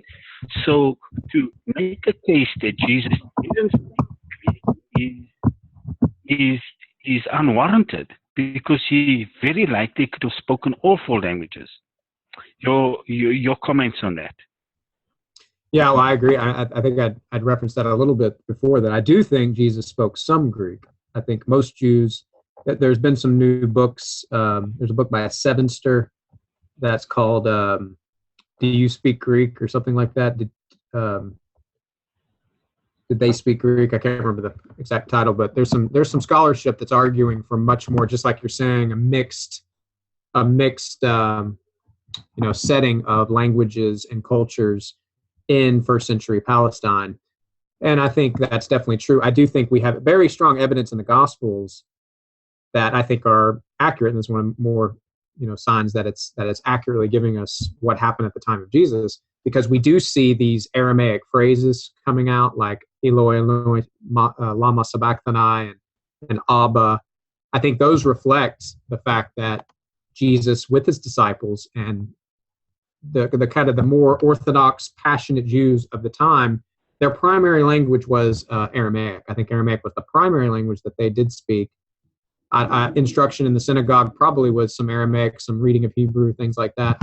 But then I think outside of that, any type of interaction they had, especially like if Jesus was a carpenter, interaction with jobs, with work, any of the fishermen, you probably had to know enough Greek to get around, and you probably had to know maybe some Latin too, with maybe Roman soldiers and Roman authorities. So there would have been definitely some mixing, but even so, I don't see what the issue is. I mean, if they want to challenge the fact that it's not true to what Jesus said, they would have to show that the Greek in the New Testament isn't accurate to what Jesus said in Aramaic, and I don't see, where their arguments for that would be. It's just fascinating that the Aramaic statements that Jesus makes is when he is mainly in deep emotional distress. Yes. And if I am in pain, I will not speak English. I'll speak my home language. I will say Haya or Hama or something like that. So when you are in anguish and you are in pain, you will go to your heart language. Is what I find in the gospel. So his heart language could have been Aramaic, the language of home, but it's definitely not the language of commerce. It's definitely not the language of trade. Yeah, I agree. Definitely not lingua franco. But when Jesus went around, when he taught, though, I do think he was speaking. When he is teaching, like when he's giving the Sermon on the Mount, when he's teaching, I do think we have good reason to think that Aramaic was the predominant way. Now, when he's speaking with Nicodemus, when he's speaking with Roman soldiers, when he's speaking with Pilate, it's very possible he was speaking other languages. Do you think that the Pharisees at the time were reading the scriptures in Aramaic? Clearly, they were reading the scriptures in Hebrew, or at the very least in Greek. But I don't know of any of the Hebrew scriptures in Aramaic. Well, what you have with Aramaic scriptures is the Targums, which are Aramaic paraphrases. But the problem with the Targums is we don't know how early they go back. They date to like the 2nd century. They're similar to the rabbinic writings. So we do have the Jews getting the scriptures, at least in a paraphrase way, into the Aramaic. Now, I agree. I think the reading of the scripture would have been in Hebrew in the synagogues, and if anybody could read, as people probably may be familiar with Ehrman, he's quoted, the stats about reading and writing in the 1st century, based not based on his studies, but based on Catherine Hetzer, but it's very low. But people who could read and people who could write, Jews especially, we do know a little bit about them. So someone like Paul, someone like Jesus, even in Luke 4, when he's in the synagogue and he quotes from Isaiah. Josephus, we know a little bit about Josephus because he's in the same boat. So he spoke Aramaic in Galilee. He knew Hebrew, and then he learned Greek to do what he did as a Roman, informant, and he was kind of a historian for the Romans and doing his own thing. So clearly, we would say when Jesus read from Isaiah 61 in Luke chapter 4, he was reading Hebrew. Yes, and even if exactly. And given that Paul was a contemporary with Jesus and the disciples, and we see what a magnificent Greek writer he was, Greek must have been very prolific in that area. Oh, it was the lingua franca, no doubt. It definitely was. Yeah. But it was similar to, you can think of how some like even in like New York City, even in there's certain places like even in America where even a lot of places in the South where you have a large Hispanic community, and even though English is the dominant language, a lot of times many in the community don't speak English. There's places like that in Texas. There's probably places like that in California, other places, and there's probably other parallels to other languages. I think we have the same kind of thing going on with the Jews in the 1st century. I think most of them probably repelled maybe even a lot of the other languages because of the pagan nature of it. And I think Jesus comes from that kind of very hardcore Orthodox Judaism of that time. They were the least Hellenized kind of people. Jews from Jerusalem, from Galilee, from that whole area, that's the least Hellenized type Jew that you had. Now, but even so, I do think they learned it. I do think Peter and James, when they did their fishing trade and things, they definitely got some Greek down. They definitely got some maybe some Latin, and they knew Hebrew from the synagogue. So they were all multilingual in that sense. But I think Aramaic was the primary language that they spoke in when Jesus taught, and when they probably spoke privately. But that is interesting that you said that Jesus's Aramaic statements are all in high emotion. That is true.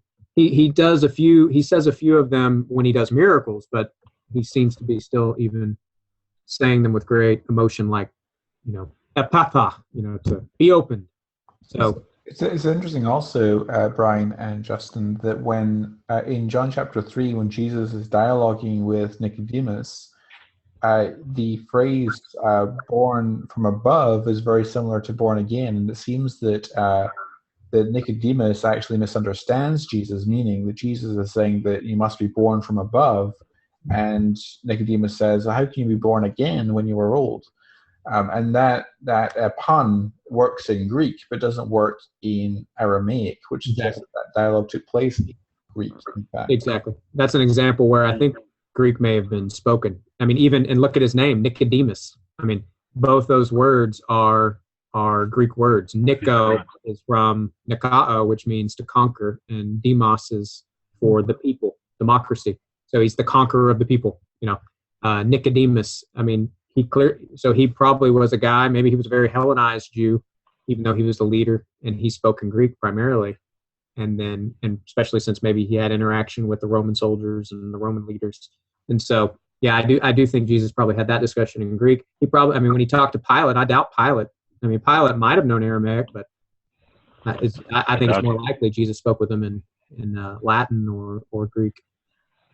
I mean, the Romans were rulers, but they also spoke mainly Greek, even though they had their own language, which was Latin. Latin was more, like, especially first century, Latin was more just for the elite. It was more for the highly educated leaders. So Latin doesn't become really dominant in the Roman Empire until you get to about more Constantine type, where Greek is in the east and the Latin is in the west. But Latin is more Cicero type people, not even your everyday Roman soldier. They probably more spoke Greek. Yeah. So what we can just take from this short discussion is that most definitely Jesus lived in a multilingual society. Yes. And being the genius that he was, it's very clear that he would have been proficient in all 4 languages at the very least. Yeah, I agree. And I think a lot of scholarship is supporting that. I'm not fully up with that, but you should look into Sevenster, Sevenster. Look up that guy and look up the scholarship that's discussing that, because I think more scholars are trying to argue for more Greek speaking among the early Christians and among the early Jews of Palestine. Thanks, Justin. Great stuff.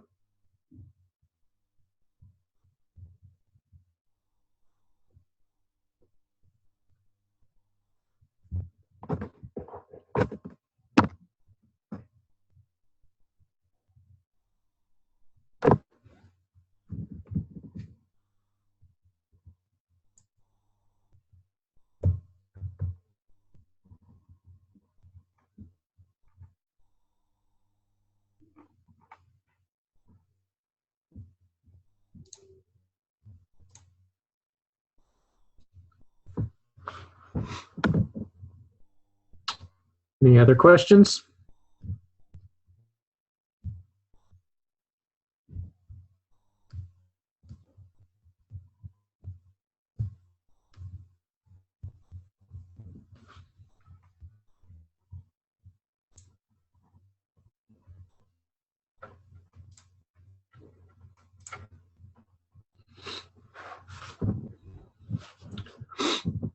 Was there any more, Jonathan? Everything I need, I didn't cut off. Oops, sorry. We don't have any hands raised currently. Well, it's a great time. Excellent stuff. Thanks for inviting me. I'm coming to South Africa. Yes, I'm going to hold you to that. Let's start talking about that. I really want to do that. Garrett says, one more question, Justin. How much do you think it's going to rain today? It doesn't look like it's going to stop anytime soon.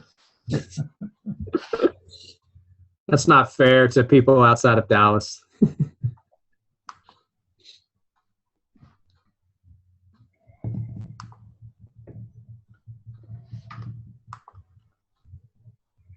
Maybe we should have a Christology symposium in all 3 major universities, in maybe at Potch, Joburg, and Pretoria at Rao, and get quite a few guys coming over. That might be very interesting. That'd be awesome. What do you say, Jonathan? You up for it? Indeed. Love that. Yeah, for sure. Be great. Yeah. Yeah, Justin, you and I should go over to South Africa sometime. Yeah, when I plan to go, you come at the same time. That'd be so fun. Yep. I gotta go. Well, I gotta find a way to get to North Africa though, because I gotta go to my dead theologian but lives, Augustine. Oh yes. I gotta go see him. Go see where he was. I don't want to disappoint you, but he's dead for quite a few years now. Oh, he isn't still living? I thought he was one of those that Jesus said he can remain alive until he comes back. Well, actually, you know, Justin, that the Doctrines and Covenants, section 7 of the Mormon scriptures tells us that John the Apostle gets to remain alive, and so I sometimes wonder if still living on the island of Patmos somewhere, and he's not yet got the memo that the Roman Empire is no longer in existence. We need to get him that memo. That's great.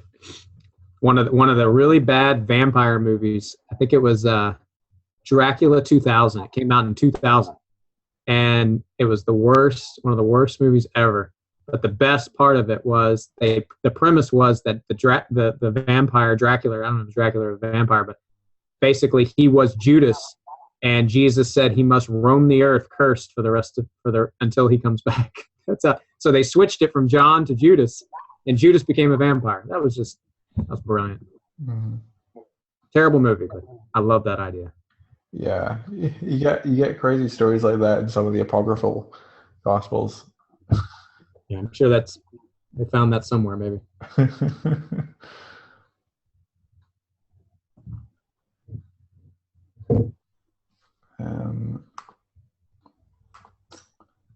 Okay. We're done to. We had. I think we peaked at about 27 people, or 28 people. 31. Sorry, Rudolph?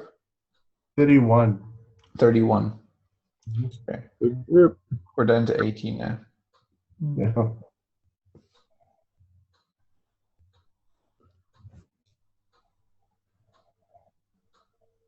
The FBI is submitted a question.